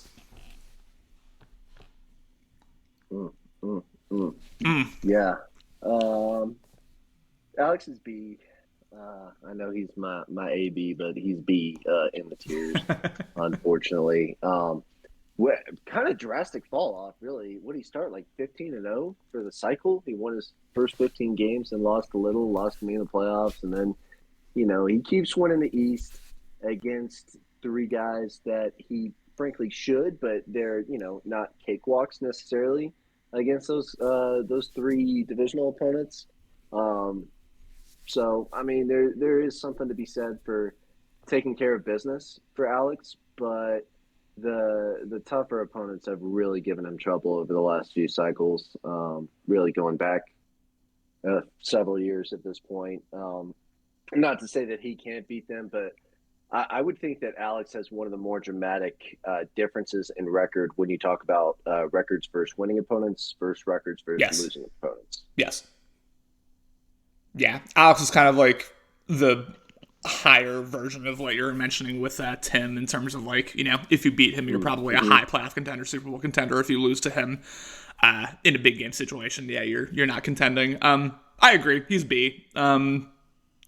Too many stinkers against teams that are against users that are better than him, but ultimately he does have that consistency, and he will keep that division he's in. He will keep winning until the end of time. He'll always just beat those other three users and do enough in the regular season to win.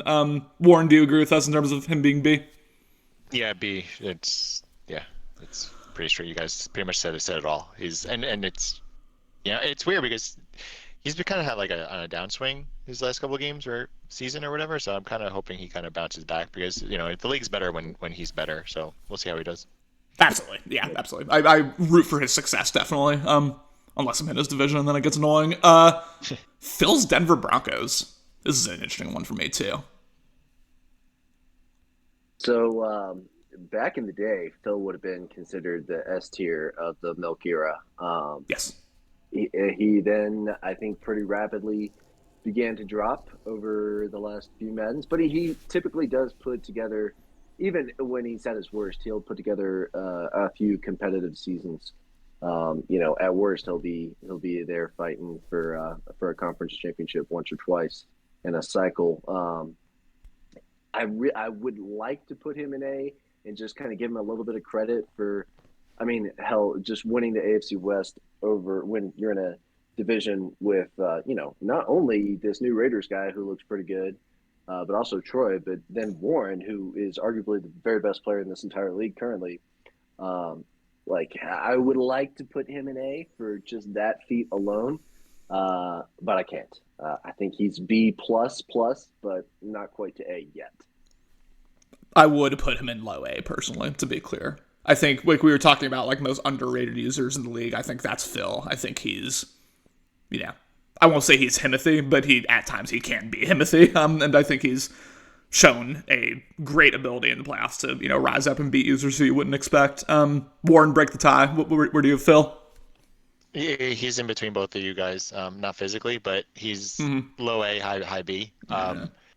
He's on I put him like he's with the Hootie. He's in that range where he's going to be a playoff team. He can win. If he made a run, would we be surprised? No. If Cloud made a run or Alex made a run, we'd be a little more shocked at this point. So I think Phil is in that respect. Of kind of being in that low A.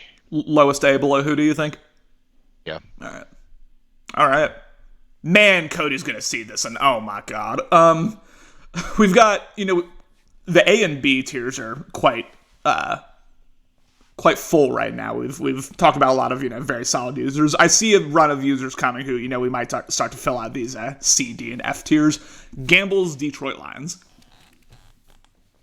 Oh man, I hate to do this, but Gamble's an F, and the shame of it is he does have good games every now and then where he looks like a C or really a B type user, but unfortunately he's just way more often playing at a poor level. Not nearly enough consistency to put him in B or even C, or really even D. I mean, maybe he's a D. Maybe he's a D. I can totally see that. But for me, frankly, if I load up a game against Gamble, and I think a lot of people would say this, there is virtually zero fear going into that game. So I'm going to unfortunately have to start off our F category with one of the more based members of this league. Here's my problem. I think there are two users who are like very clearly F tier, and we can probably agree on who those two users are when we get to them. I think Gamble's above those two users, but like I hear what you're saying, where it's like, man, he I would say low D for Gamble, truthfully, even though like what you said is true about no fear and the inconsistency, bad reads, all that. But like he's not out here going like 0-17, 1-16. He can at least string together a few wins every season, where I think that would put him at low D, but I don't know. I mean, Warren, once again, it's up to you to break the tie, but like, where do you see Gamble? He's D tier. Okay. I don't really have much to say to Gamble. Yeah, he's D. He's D. Yeah. Dan saying A tier during primary election day. Yes, listen. He will be cooking during election season, ladies and gentlemen. That's a promise. Put him in S tier.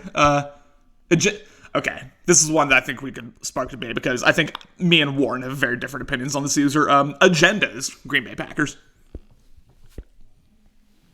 Warren, why don't you kick us off? Because I'm not really sure where I sit on this one. He's C tier. I don't know. I think after he won like one game that was like semi-important, and then someone wrote in chat like, "Oh, is Agenda him?" And like, I haven't been more annoyed in my life. So he's definitely C tier. He's not bad at all, but he's not good at all either. So like, I think that's the perfect C tier, where he's on that level of Tim, where like, yeah, he can come out and win a game he probably shouldn't, but he's still super new, so it's hard for you to even kind of like figure out like where does he match up against, like I played the Hootie 45 times already. I played Phil a million times. I played Cody a million. So like I know where I stack up. With Agenda, we still are trying to figure him out. But he's in that Tim tier of like, yes, he can win a game that maybe we'd be shocked, but he also can lose a game. Like Connor, you kind of you beat him pretty good. So like, sure. I definitely think he's a C at this point. Sure. It's hard for me to say, because I think I am a bad matchup for Agenda in terms of like I've seen him put together far better offensive performances in other games against good users than I've ever seen him put forth against me. I think like for some reason I just kind of like know how to shut him down. He knew how to shut me down too, to be clear. Last season we split our games, and they were both just like defensive slugfests that were kind of ugly on the offensive side of the ball. I was obviously able to body him a couple days ago. I would agree, like high C tier, I would say, for Agenda. I don't think like looking at the B tier users, I think Agenda is like a clear step below those guys. But yeah, he has the capability for sure. I mean, Ben, do you really have like any opinions on Agenda, or is he like kind of too new, would you say? Well, that's part of it, definitely. I actually was thinking even lower, like C or D, on that fringe. And the reason is this: like, I feel like the gap between you and him is wider than the gap between him and Gamble. I really feel that way, and he did have some good games last year, and I mean he already has lost badly to you and beaten Gamble by a closer margin. So I guess he does kind of fit perfectly into that C tier, but I do think he's probably a little bit lower, closer to that D side than anybody in the NFC would care to admit. Um, no, I think he's C tier solid. Like I don't know. He just screams C tier to me. I would not put him in the same tier as Gamble. I think Agenda is better than that. Even though, again, I do think I may present like unique challenges for him. So yeah, C tier. Sounds like we all agree. Monk saying low D is a hell of a phrase to describe a man. Yes, this is true. But that is Gamble here, unfortunately. C-Matt saying got a few C's coming up. Yeah, probably. Kings, Houston, Texans. Okay, King is an easy B for me. He's been a B tier Really? since the moment he arrived in DL. I don't really think he's ever gone above that, and he's only ever gone below that when he's just totally checked out. He won the South last year, which I know is not saying that much, but he didn't. That Texans team, I mean, obviously they made the playoffs in real life, but they didn't start off great. And he's done a pretty good job despite not the greatest team building either. So I think as far as user skills, he is in B. I'm not putting him in C. I think he's proven over a long enough period of time that he will be a competitive user against anyone other than the S tier guys. C. My initial reaction was easy C, but like as you talk it through, you swayed me a little bit. I did also. I'll be honest. I forgot they won the South last year. And maybe that's a testament as to the state of the AFC South. I just forgot that he did that. Oh man. For me, King, like, I think King is a lesser version of himself in this cycle than he was in cycles previous. Like, he could just frustrate the hell out of any user with his, heavy running scheme, his ability. We think back of the days with Kene, his ability to get Kene going and really, take it to any user that wasn't on their P's and Q's with their run defense, with their run user. My vote is high C, so again, Ward, you're going to have to break the tie. Yeah, he's one of those. He's a tweener for sure. Yeah. If King really wanted to be good, he could be, but he just doesn't. So he's he's. Hold on, I got a cough. Sorry. No problem. He could be C tier because he can beat anyone at any given Sunday, and that's part of that tier. But he also could be B tier because he won the division and he can compete. I don't know, man. These are the hard decisions we got to make in these tiers. Yep. I think he's C tier because I would take anyone in the B tier over him. Okay, so highest C tier we're saying. C. Yes, yeah. Highest C tier. All right. Yeah, that's kind of where I land too. I don't think I give him quite the same level of respect that it sounds like Ben does, but there's an argument certainly. I don't think it's crazy to say. C-Matt saying C tier for letting Steele get the Force win. I mean, I don't know if he let Steele do anything. I think Steele, stole that in the dead of night, but here we are. Kooks, Indianapolis Colts. This might be a little bit controversial, but I'm putting Kook at D, and he has been a little bit better this cycle. I want to say he won the South Season 1, but, we already touched on the division's a little bit weaker. We know we've seen him be really bad in past seasons, in past Maddens, and I know we're not supposed to let that weigh in on our decisions, but it is. He's another one of those guys where there's not no fear, but it's pretty damn close to zero fear loading up against Kook, which, hell, he's beat me in the playoffs, so I probably shouldn't say that. But no, I'm going to put him in D, and that might be a little disrespectful, but I'm putting him in D. I mentioned earlier how Cloud, it's easy to lump unique scheme and effective scheme together, even though that's not necessarily the case with some users. I think Kook has a very fun offense to watch when everything's clicking. I don't know if he still has it, but he had that 2 running back system with Jonathan Taylor and Saquon Barkley. Obviously had the mobile threat with Gator Great Anthony Richardson as well. I don't know if he's still Still letting that ride in Indy. I don't know if it's necessarily something you load up in fear either. For me, this is either low C or high D. And I would probably put Kook in the tier above Gamble, so I'm going to say low C. So once again, Warren, I'm going to look at you to break the tie here. Yeah, he's C tier. I think it's pretty straightforward with him. Okay. He's weird because he started off pretty good, and then he kind of like hasn't been living up to how he started his cycle. So I'm not really sure what his deal is, but yeah, I think he's in that C range. King already getting the steals tiers. We're not there yet. Here's what I truly just don't know a single thing about this user, so I'm gonna need y'all to take the lead. Byron's Jacksonville Jaguars. All right, Byron, good old Byron. Have had the pleasure of being in the division with him. Have had the lack of pleasure of doing his AP for him. And holding his hand through that. But no, as far as Madden guy, since he just plays anyway, I think he's a C, but I could totally see the argument for D. I'm gonna say final answer is D, just because there is very, very little consistency with his quality of play, which can be quite good, honestly. He was one of the guys I thought was really going to break out this cycle. With a good team and a weak division, I thought this was going to be his chance to take a step into, potentially knocking on the door of that B tier user. He definitely has a few route concepts that work to his benefit, but his defense sucks, to be honest, and that's going to help. Let's go. He doesn't really seem to care about that, so I think I'll put him in D.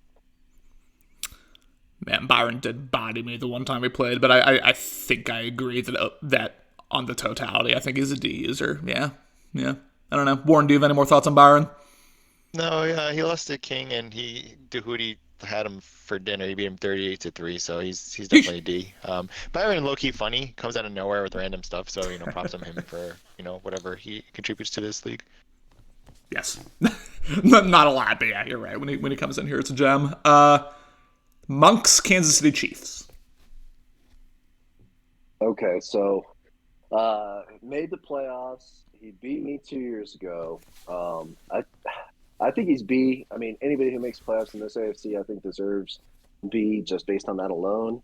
I do think he's probably on the lower side of the B tier users, and frankly, I thought he was going to be a lot better this cycle than he has been after winning the preseason tournament and obviously having such a great team. He's not nearly as invested in building his team or perfecting his gameplay to match his abilities as I would like to see from somebody who has Patrick Mahomes. He has done really special things with Pacheco. I hate the team fit, to be completely honest with you. I feel like he would have been better suited, with a more run-happy offense where, there's plenty of passers in this league that could have done maybe more with the Chiefs. But I do think as far as just as a whole for the user, he's a B, he's a low B, but he's definitely there. Monk is so interesting to me because, the one time I've ever tuned into a Monk stream was before we had ever played a game with our teams, but he was talking about, the team fit with him getting the Kansas City Chiefs, and he was like, yeah, he compared the Chiefs to the prime Golden State Warriors, where it's you can just, roll the ball out there and drop, 40 on guys, and then you've got that, but then you've got him actually playing where, like Warren said, he just comes out in I form all day and he tries to grind games out, which, it can be an effective strategy in a vacuum. I don't know if it's, the best way to use the Kansas City Chiefs necessarily, but he got it. I would put him in, the lowest B tier, below all of the guys we have there, but I would put him in B tier. Yeah, I've been playing Troy for years and years and years and years. He's progressively, every time he has a child, he gets a little bit worse. So he's not as good as he used to be now that he's on kid number 6 or whatever. Troy loves football, first and foremost. He would be, if he had the Browns, or if he had one of those teams that just would run and just annoy you to death. It's weird to think the Chiefs are not a good team fit for him, but somehow it's not. And it's such an odd thing to really think about, but Troy's one of those guys that play his game. It's when you have a coordinator that comes in and doesn't use Kyle Pitts, and you're like, dude, what are you doing? That's Troy.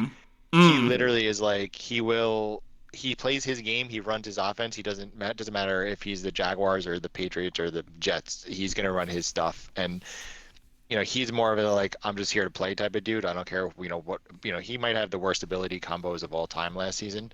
He just wants to play. He doesn't care about like he's not like, well, if I put goal line back on this guy and then I take the, like he doesn't care about that. Like he's like the anti-nerd, and somehow is meshing with all the neckbeards in the league pretty well.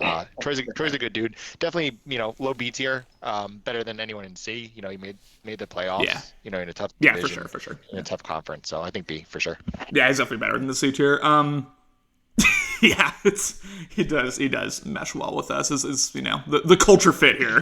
Yeah, there has to be a certain level of obsession, I think, for you to really kind of lock into BL. But yeah, he's found his way. Again, another easy one. Warren's Los Angeles Chargers. Yeah, that's an easy one, S tier. So just kind of unrelated, but quickly jumping back to our preliminary heat between us, I guess, Warren.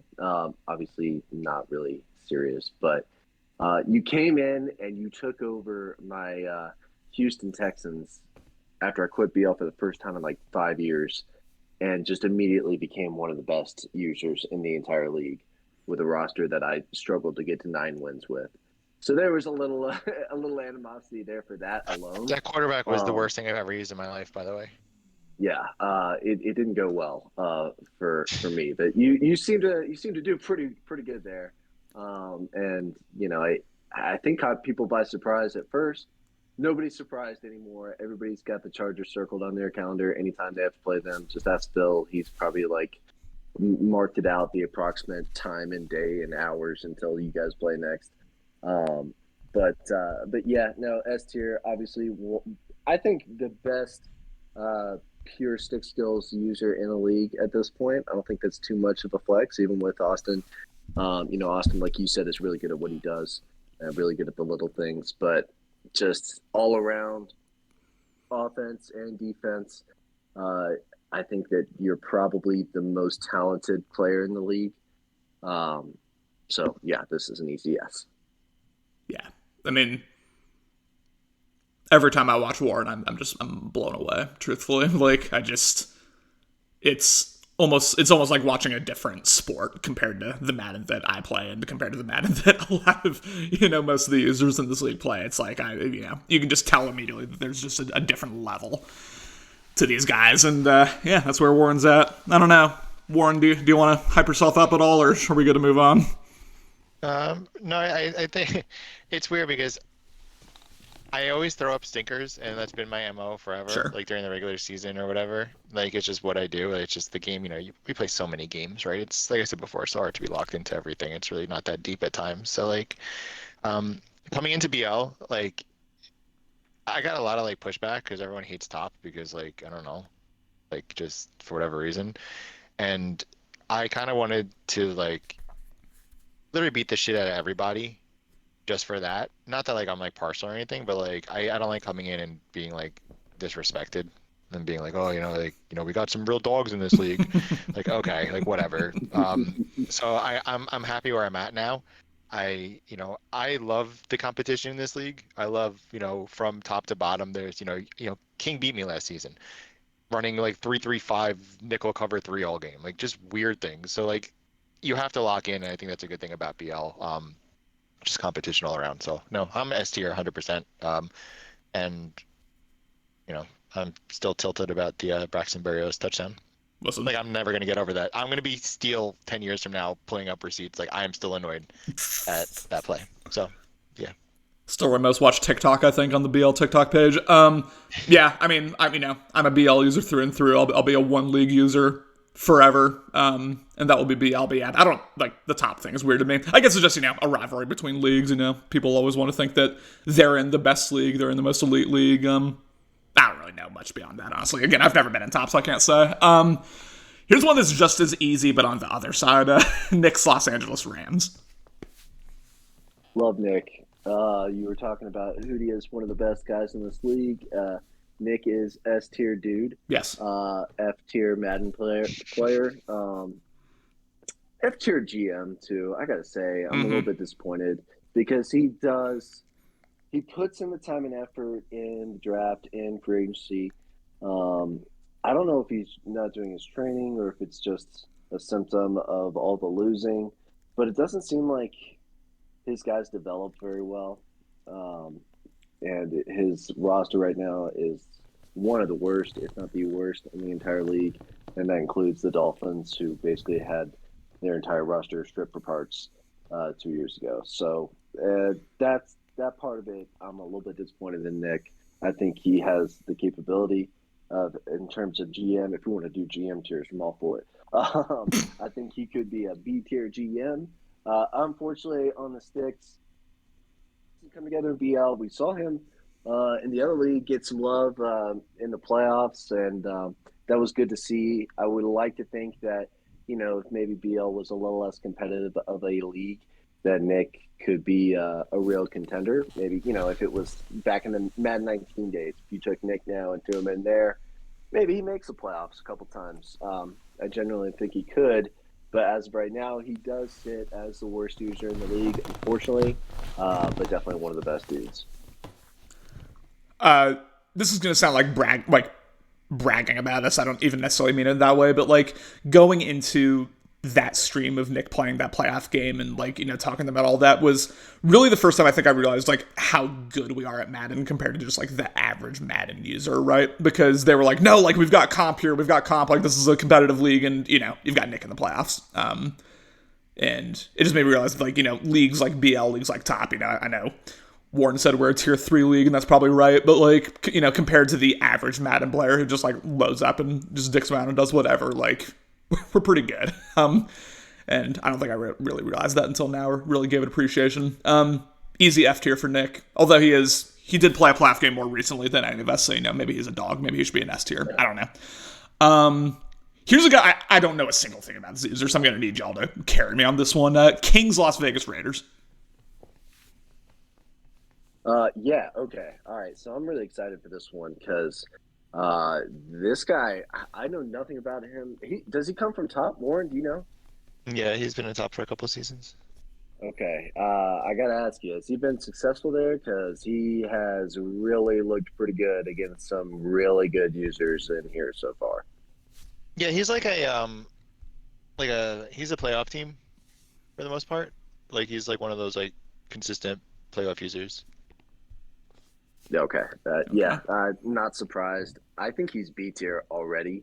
And I don't think that's a stretch just based on, and I, to be totally honest, have watched almost zero of actual gameplay, but I've seen the scores, and he's played enough good users and had enough data to go off now where I can definitely say that I am totally terrified to play the AFC West again later this cycle because that's going to be four really, really tough games, Mm-hmm. himself included now. And to be honest, like that was going to be the case when Simone was there before he went AWOL on us.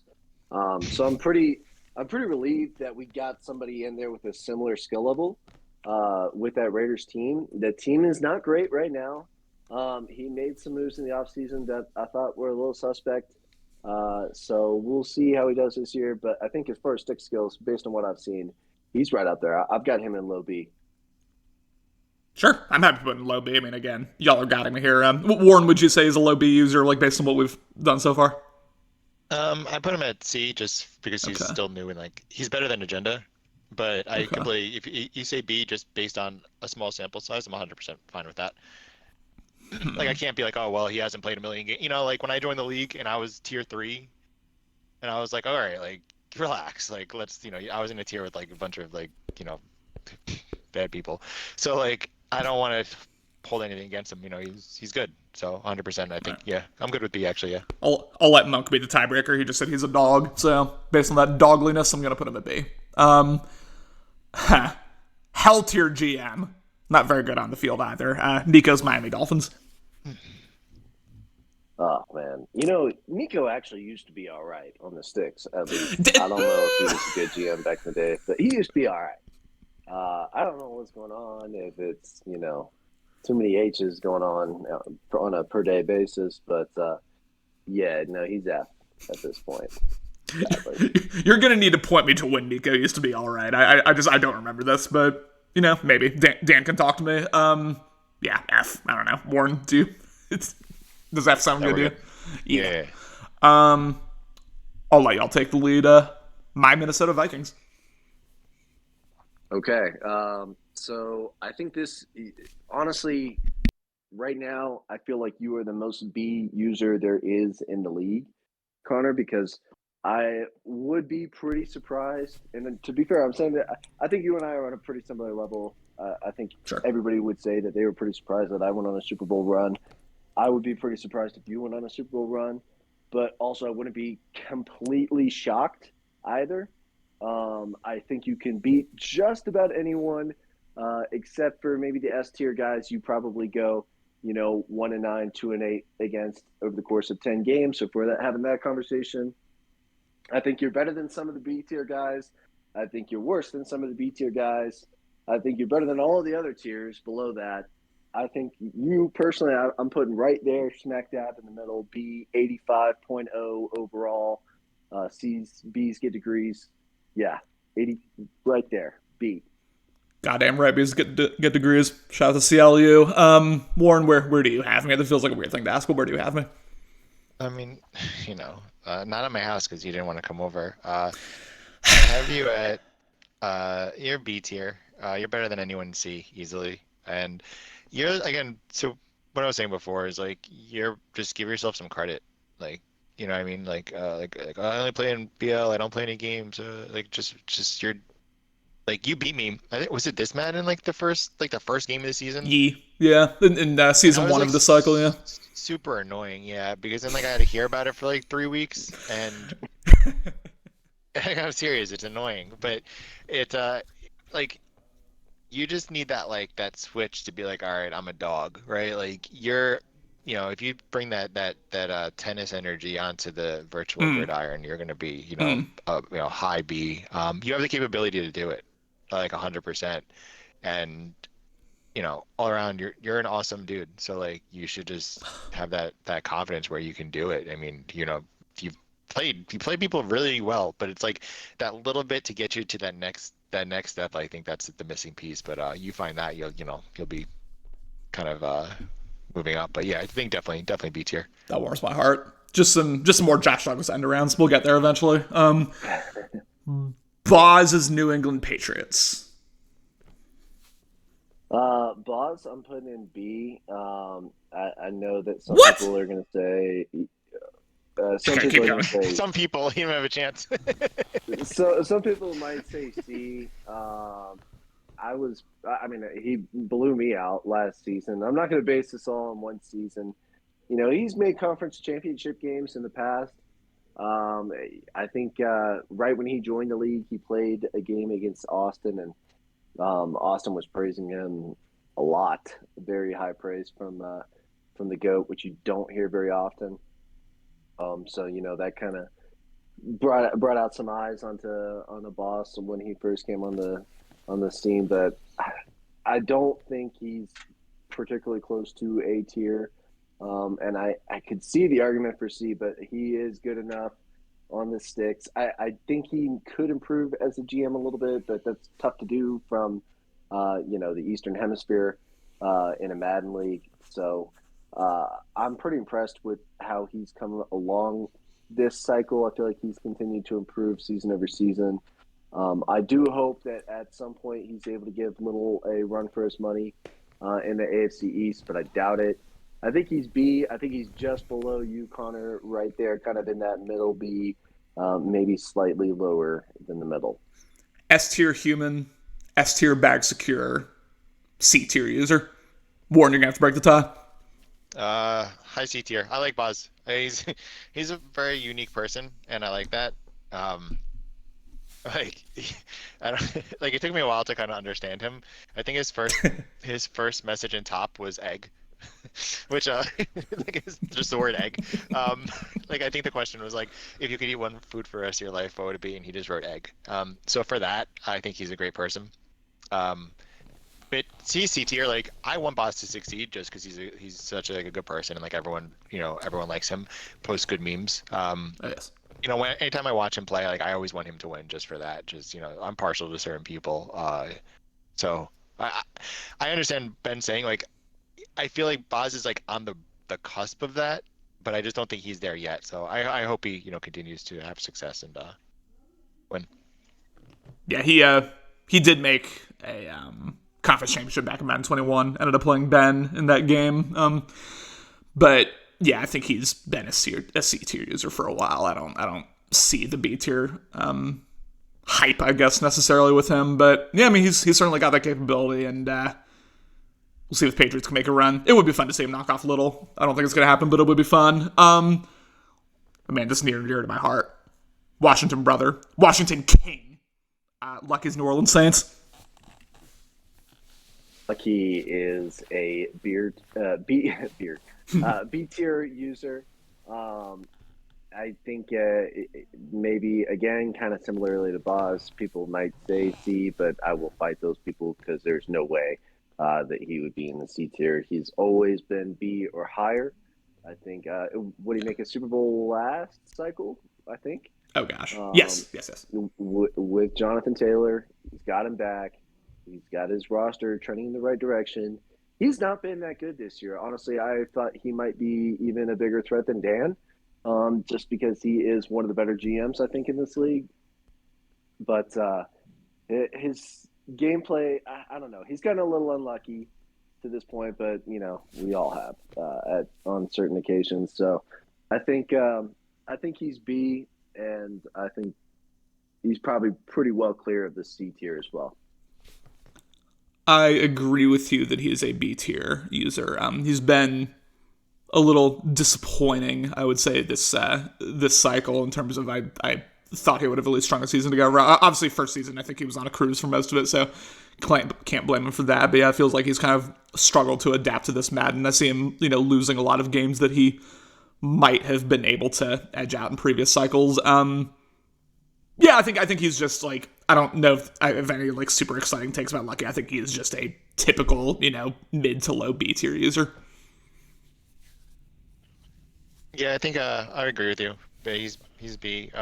He also has the curse of the Saints. Like literally one of the worst feelings in the world is tuning in and being like, all right, what team do I have for this cycle? Oh, I have a team with literally the worst cap situation for the 8th straight year with just an aging roster. Saints stink. Like they should not even be a team. We should just allow that team to be moved. It's so bad. Just like cap wise, it's one of those battles where like you're trying to improve your team, but like you're over the cap by like 80 million. So there's a lot of navigating to do. I don't like that Lucky started off 0-2, but he did play, CMAS and Morty. Hopefully he kind of gets it together because he's someone definitely that I root for, and now that he's reunited with Jonathan Taylor and all that stuff, he should and we're on comp mode. I mean, this is where he made his run last year, so let's see what he can do. But I agree with you on the tier. I know Ben loves what he's hearing right now. Get the Saints out of here, right, Ben? Yeah, I think we should just flood the city and just call it quits. Go 31 teams next year. All right, flood the city of New Orleans. Rubber Cam Man's New York Giants. Yeah, Cam is another one of those guys that plays me tough, kind of like Tim. I would like to put him in C. I really would. I think he probably is pretty close. He's won playoff games before. He's been around for a long time. I think he's the longest currently tenured player in BL. Ultimately, I think he's got to go D just because it is consistently outside of the playoffs, and now he's in a relatively light division in a pretty light conference and still not having much success. Almost made the playoffs season 2 this cycle. Didn't. Yeah, until he actually breaks through this year and makes the playoffs. Unfortunately, he's bumped down from C to D. Low C, high D. I think he could stand to, I don't know, a little more aggressive decision making when it comes to, like 4th down calls, touchdowns versus field goals, etc. I think he might be in that vein, he might be like the most conservative user in the league, and I think sometimes he plays for the close loss instead of playing for the win, which is something that aggravates me so much when I watch it. Even though I know we have like relatively restrictive fourth down rules, he can still play within those rules and I think be pretty damn aggressive. I hear what you're saying in terms of D. I really do. Yeah, I think I'd go high D. Warren, what do you think? Do you think we're wrong about this? No, I think you guys are right. Cam had a good start to this cycle. He really did. He came out actually was playing really well. And I feel like he's been in the forever like I'm playing for next season mode. So he's still doing that again this season. So like if he doesn't come out guns blazing by like season 8, then I got nothing for him. But I definitely if Cam just treated this as like play an offline franchise and build your team and treated this as like not that, he would definitely be higher up. But he's just vibing, building his team and doing whatever he's doing. So I definitely think he has the capability to move up, but he hasn't really put in the effort to do so. No, I don't think so. I could go on a whole spiel about, Cam's attitude post-loss. I could do that. I don't know if this is the forum for that. I would just like to see him, maybe lock in a little bit more, but that's okay. That's okay. Again, you all said, like, we're all here for different reasons. Not everyone's trying to, like, compete for Super Bowls, so I understand that. I'm not going to disrespect anyone for being in here really just to have fun and vibe. Matt's New York Jets. Taint Matt dealing debts. Oh gosh, I think he's got to go C. I don't think he's D level yet. He obviously, when he first came in, he was F level for a while. Really started to put it together the last couple of cycles. Has kind of regressed a little bit this year, which I don't think is so much him regressing as much as it is. Obviously, you got a top tier user in your division. You got no chance of winning that division. You really have no chance of making the playoffs in that conference when you're at Matt's level, which, to be totally clear, I don't think Matt and I are that far off. Like, if you were to just stack us up. I know y'all said A. I still disagree with that. I do think Matt's C. I don't think you can bump him back down to D, although he is not trending the way that you would want. First off, you and Matt are that far off. Let's be clear about that. Yeah, seriously. I would agree with low C. I would agree with low C. I think it's tier above D. It's funny, you were talking about like his trajectory in the league. Yes, he was F tier for a while. He really put in the effort, grinded, got better. For a while, you could have said he was B tier, right? He was like, pretty consistently making playoffs, consistently, getting a couple of like pretty shocking wins every season. It does seem like, it's kind of like falling back down to earth a little bit, and he's kind of maybe stabilized into where we can expect him moving forward, which is, low C, ability to compete, but just the consistency is not there. I'm putting him above Kook, I think below Tim. Warren, do you agree with low C from Matt? I think he's D tier, but you guys, if you think he's C, that's fine. Yeah, I think he's low C personally. Jesse's Philadelphia Eagles. Jesse C.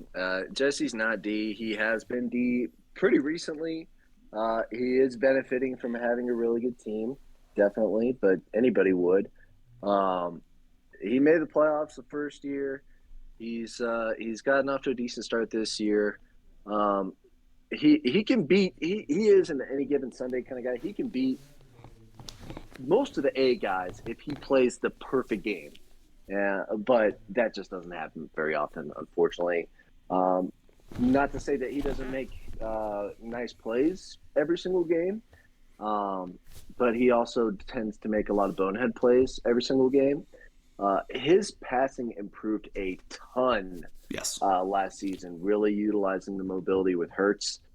I don't think he's going to be able to do that as effectively now on comp, just because of the pass rush. Those edge guys are going to kind of cut down on those rollouts.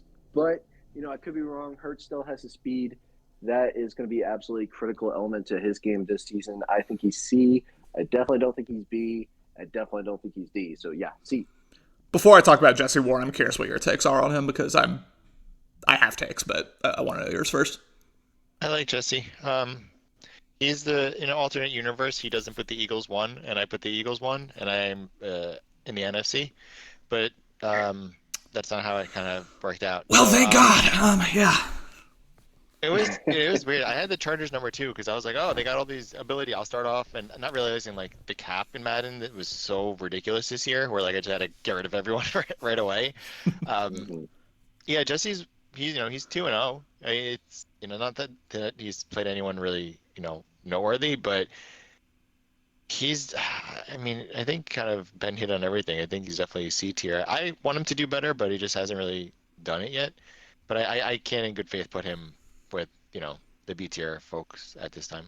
Yeah, he's C tier. I think Jesse is the biggest example of this in the league, where his plan A is great, and then if you're able to shut down his plan A, he just falls off a cliff and has no idea what to do. I think that's been the case like throughout the cycles now, at least going back to like Madden's 21, Madden's 22, where like guys who get the privilege of playing him multiple times a cycle, Alex, Cam, Justin, like, even though it's ironic, I think Jesse just beat Justin recently, but like I think Jesse's just an example of like you shut down his preferred read, you shut down his like preferred scheme, and like that's it, he's done. Like he will throw you 5-6 interceptions at that point, and you can kind of cruise your way to a win. I think he's done, generally a pretty good job of keeping the Eagles' core together from a GM perspective. But yeah, he's C tier. I'm gonna put him around here, I think.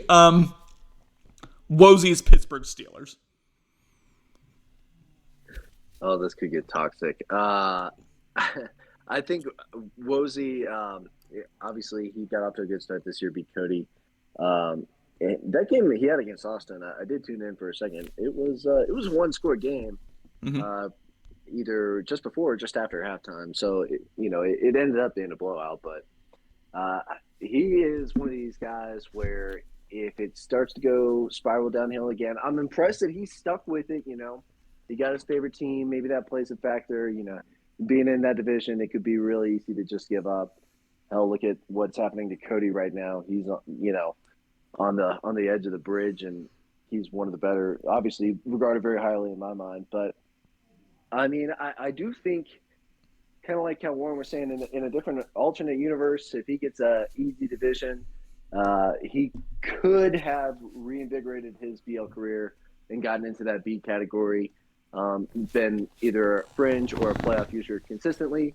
Right now, I think he's pretty stuck at C, potentially dropping if he is not able to stay locked in, which I honestly wouldn't blame him in that division at all. He seems like he's here based off now. He's coming with merch ideas. He's coming with commentary ideas. He's locked in a lot of ways. Wants me to wear a hoodie with Crooked 16th name on it. I will not. Warren, what do you got for Wozy? Mosey's C tier. He can be really good, but he's not. I played him, I think the day after he like was in a Super Bowl in another league, or he won, or he was in it, and like he has like flashes, like he's in that, like, again, I say this for like everyone, but like could be better than he is, but he just hasn't put it together yet. Really tough division, even if I think they're overrated. Still, it's you have potentially 3 playoff users, so Wozy, when he was, we announced teams, it's like, all right, this dude's at the bottom, but I think he's better than that. I just don't think he's, this might be the season, but he hasn't done it yet. But he's not bad by any means. Like, I've played him, he's pretty good. Just hasn't put it together yet. Very solid offense when everything's working. A little, I don't know, interesting on defense. He makes some interesting defensive calls. Things right off sometimes, certainly. Yeah, I was at high to mid C tier. Alan, welcome from church, and you got here just in time. Alan, Seattle Seahawks. Okay, so now after I called him overrated at the very beginning, I'm gonna come back and throw him. Geez, I would really like to put him in the S tier just to have some love for the NFC. I would like to. I think he's capable of getting there, but I can't in good faith.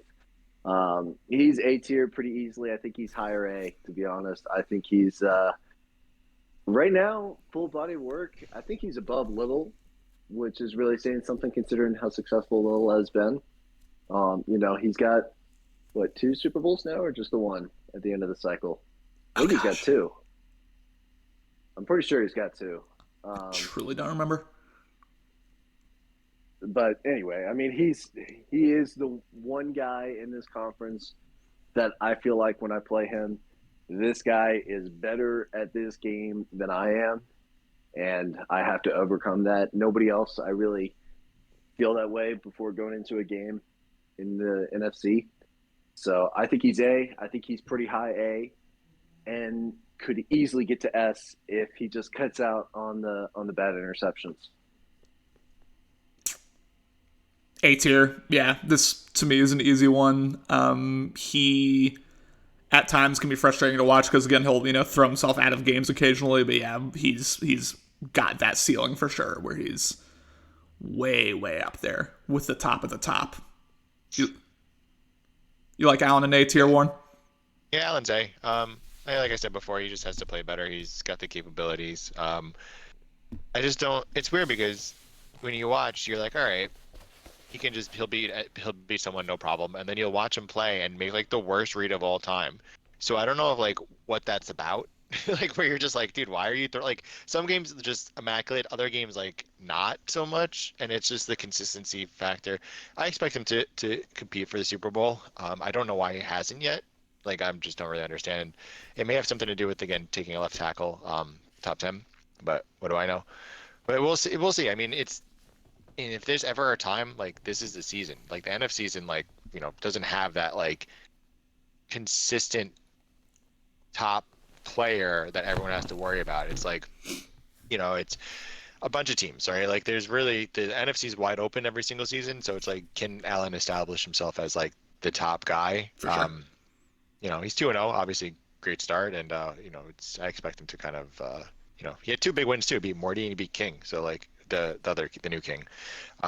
So like he's got a matchup against Little Alex week 4, so that'll be a primetime game. Hopefully we can get comms or something for that. Then he plays Dan, so that'll be a test to see kind of how his season kind of starts. Yeah, I am excited to see if Allen can end up kind of like putting everything together in the playoffs and making that run within this cycle, because I think I still think that of anyone in the NFC, I think Allen is the most likely to take down you or Austin or whoever comes out of the AFC. I think Allen's like got again the highest ceiling, and I think he's very capable of that. But it's he's got to get through the death march of the NFC first, so we'll see. We got 4 users left, 4 teams left. All 4 of them are very active, very beloved guys. So I'm excited to sneeze. My goodness. The Morty Niners. Morty. I actually would have recently put him in the C tier, which is uncharted territory for him in this league. I do think he now finally has seen that resurgence a little bit, where he's back up into the B category, and has the potential to obviously get back up towards the upper echelons of the league powers. But there's still a little bit of inconsistency. I mean, obviously he was gone for a long time last season and still made the playoffs, even in the NFC. That's pretty impressive. He had some big wins down the stretch to get there, and then won a playoff game also last season. So he's B now for sure, and has the potential to rise even further if he can keep this momentum going. He's got the highest rated team in the league by far. I touched on earlier, 75% of the league is 87 or higher overall. He has, we have 23 of those 24 users are between 87 and 90. He is a 93 overall roster with the 49ers. It's on a totally different atmosphere. Yeah, this is one where you could argue, like, how do you separate team ability from user ability? Certainly. I mean, Morty has always, I think Morty's, very humble and downplays himself a lot. He has always said, like, I just need to not get in my team's way and I'll win games. I just need to, like, not screw up and throw interceptions. I would put Morty in low A personally, like, in that fill range. I think, like, I think he's shown enough, I would say, over this cycle where I agree with you, like, in past cycles, with like the Raiders, for example, back in 2021, I probably would have had him in the high C, low B tier. But I think right now, like, he's playing at a level that is up there with the top of the NFC, truthfully. Now, I mean, Allen always like shows them respect every time they play. Those games are always super close. We've got the chat, which I realize I've like completely ignored for like 15 minutes now. They're all saying A for Morty. I'd put him low A personally, but Warren, it's up to you to break the tie. Morty's B tier. I don't think it's. Oh, I my don't think heart. He's in that range. I'm sorry, Morty. To your point, like, yeah, he's another person that doesn't give himself any credit. You know, he does have a great team, but we pretty much all do at this point outside of Steele. So it's like he hasn't done it. He's jumbled in that NFC. Like, I can't be like, all right, Morty's a favorite, where if you look at, A tier, I guess Allen hasn't really done it either, but I would take Allen over him, 9 out of 10 times. They played a close game already this season. It was a 3-point game which Allen just squeaked by, but Morty has the capability to do it. He just hasn't yet. So like this, hopefully, he kind of puts it together and makes a run. But I definitely think he's B. I can't put him in A. All right, he's officially in the B tier, the high B tier. Yeah, I mean, again, Morty is one of the many users in the NFC where it's like, would it shock me if he ends up making the Super Bowl now? But he's got to get it done, got to put it together. The back-to-back NFC champion, although after a rough start in comp mode, Dan's Tampa Bay Bucks. Yeah, I would like to put Dan in S also. I think you could easily make the argument for it that he would be an S, but I'm gonna slide him just down a little into A just because I don't think it's as well rounded as an effort as far as his team is concerned. And really, that's kind of been Dan's mantra for as long as he's been in BL. He is going to be one of the best or the very best passing offenses in the league. He will try to beat you in a shootout if he has to. He will blow you out if you aren't bringing your offense on any particular day. But the defense and the run game, which, to be fair, it has been pretty good this cycle, but the defense especially is not on par with the other S-tier users in the league, I think. So I think he's A. I think he's very high A, probably the top A user in the league. Yeah, Dan to me is the highest above Little, above Allen, above everybody, but he's the highest A user. I think he put it perfectly in the chat. He is a half step behind Austin, and he's a half step behind Warren. In any given day, he could beat either of those two users, most certainly. I don't think that's disrespectful to say whatsoever. But yeah, I think he is like the highest A. And I mean, I guess that decides it. That's where we're putting him. But like, Warren, do you disagree? Do you see him as an S user? I share the same sentiments as Ben, where like I want to put him in the S tier. Yeah. If he won one of the Super Bowls, he's S tier. That's it. Sure. Right? Yeah. It's so Dan's like path to the playoffs is always the most weirdest, awkward, most odd thing I've ever seen in my entire life. So like I think part of that, which kind of is in my brain, where I'm like, all right, well, he's not like going 15-1 or 14-2 or whatever it is. He's like 1-6.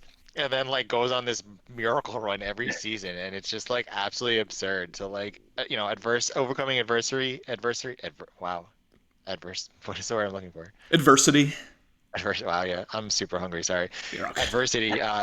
S tier. But yeah, he's top of the A. 2 Super Bowl appearances. Yes. We all want Dan to get it done, but not against us. So listen, Lord knows I've been there. We've been streaming now for 2 hours and 20 minutes. It's hard to speak at this point. So I understand. Yeah, highest A. Wozy saying there's got to be one NFC user in the S. I disagree. No, there doesn't. I mean, I think this is reflective of the conference as a whole. We've got some dogs, but we don't have any S tier dogs, and that's okay.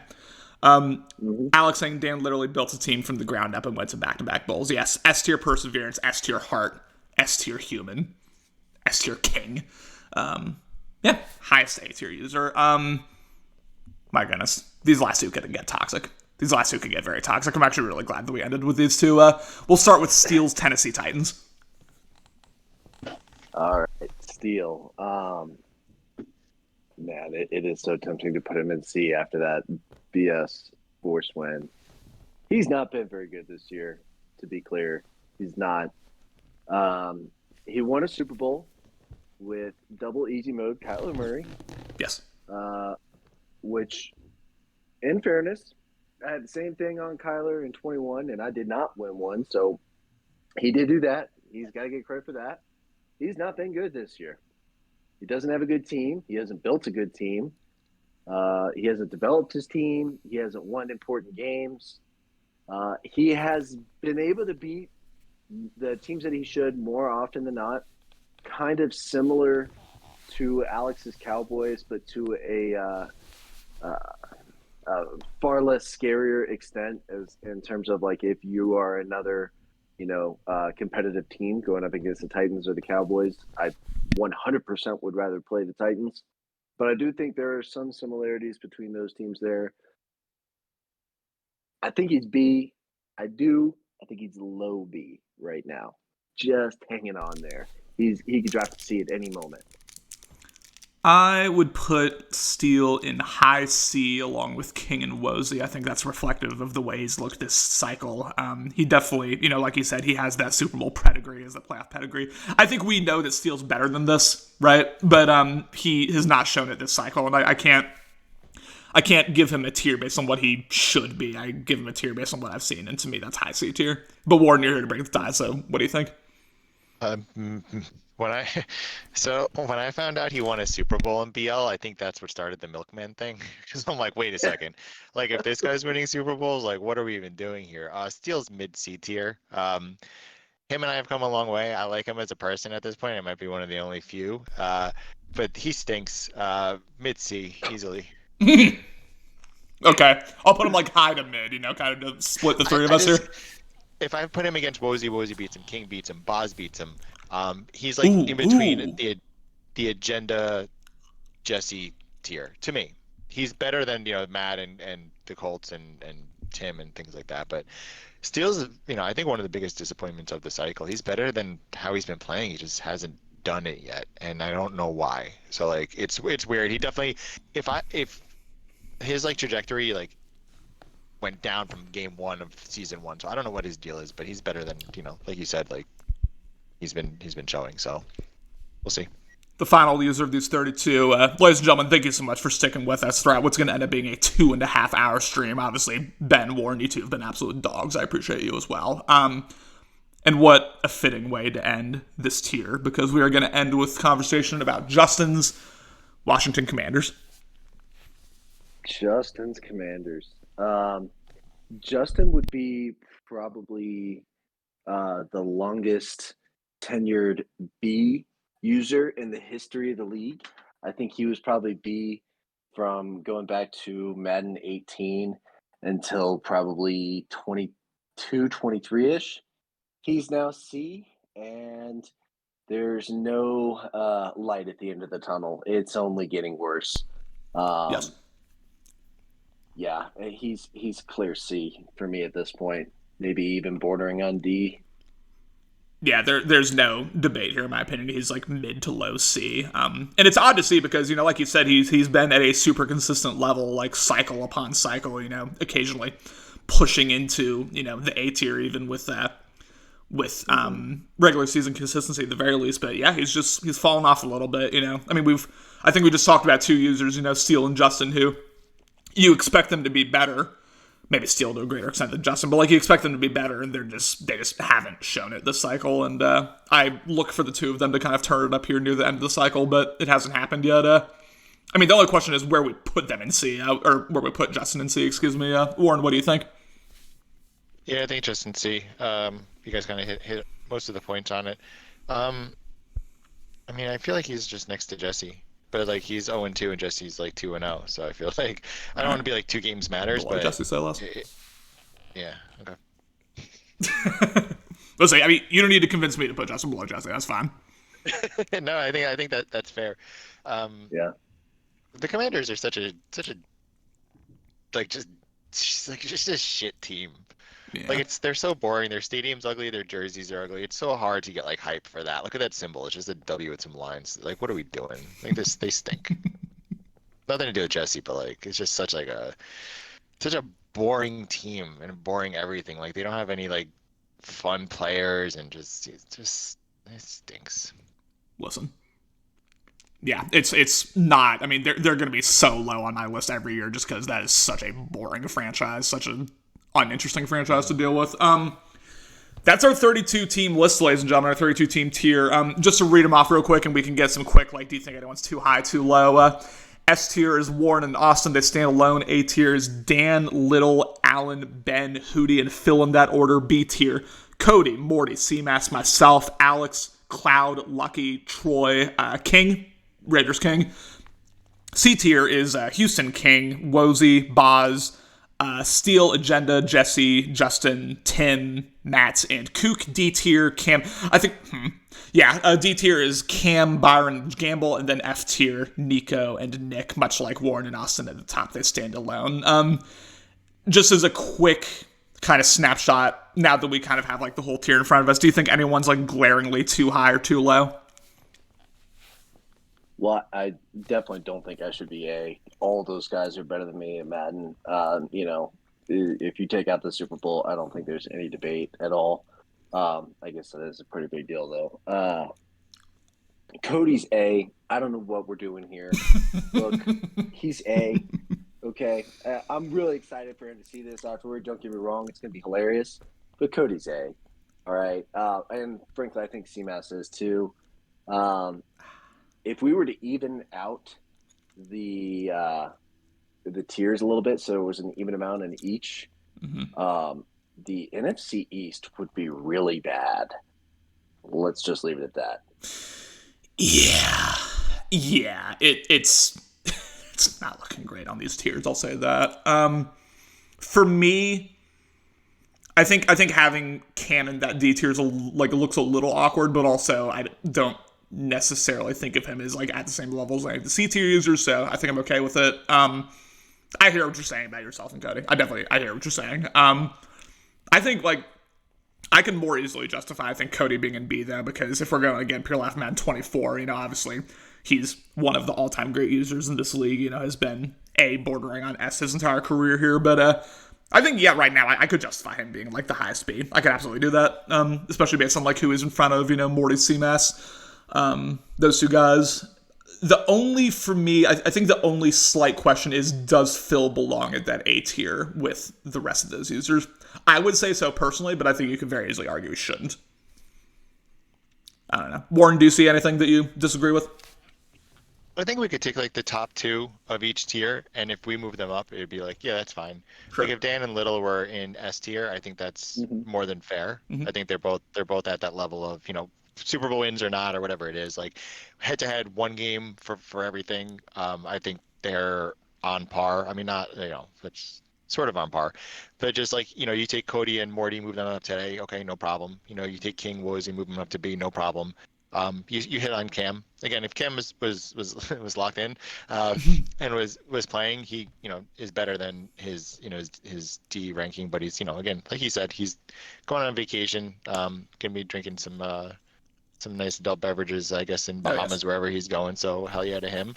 And I think overall, like, yeah, you take the top two, you can move them up. You take the bottom two, you can move them down. It's hard to do it because there's a lot of, to Ben's point on Cody, is like, all right, well, like he's been so good for so long. So like, how do we just discredit him, right? So it's like, what are we attributing to the tiers? And is it, what have you done for me lately? Or is it like, how much leftover from past Maddens do we carry over into this? So it's a challenge, and I think it's good to have, you guys did a good job on kind of, outlining certain users and things like that. You guys have more history than me in this league, and a lot more of that. So you guys did a good job kind of like outlining a lot of the, the different users and kind of their history and how it correlates to this list. Lucky put this in the chat about an hour ago, and I didn't bring it up at the time, but I think it's true. Like, this is a very, and this might be true to every Madden league to some extent, but like, this is a very what have you done for me lately league. Like, you could be an absolute dog in past cycles, an absolute demon, but yeah, I mean, we now have Cody in the B tier, which would be unheard of, like, going into this cycle, but that's just kind of, we're nothing if not reactionary, we're nothing if not prisoners of the moment, so that's kind of where we're at, and yeah, I hear what you're saying in terms of like bumping the two up, although I don't think there's really an argument for putting like the C tier. I feel was pretty good. I don't think King or Wozy are at the level of anyone in the B tier, but everything else, I hear you. I appreciate you all so much. We had like anywhere between 15 and 20 viewers that entire time. Very active chat, which again for a relatively like surprise broadcast is much love to y'all for that. This will go on YouTube soon, I'm sure. I'll see Dan log into the BL YouTube page pretty soon. I'll have to send him that code. And Warren, Ben, thank you both so much for, you were kind of like the driving forces behind the show. Thanks so much for putting this together and for finding a time. What do y'all have any final statements, any final thoughts about, really whatever, the floor is yours. You can talk about anything. I don't care. Well, thank you, Connor. This was just kind of an idea that Warren and I were whipping up, and then here you are, basically being the moderator for 2.5 hours on your Sunday morning, For sure. What a dog. There's been nobody in this league's history that's had the level of commitment and just, I don't know. It's amazing. You're just incredible, and I'm so grateful that you're in this league with us. I appreciate that, man. I appreciate that. It's a lot of love. I wouldn't do this if I didn't enjoy it, I genuinely enjoy these. I enjoy the comms. I enjoy, doing what we do for the league. Yes, Ben does like me, Lucky. Warren, what do you got?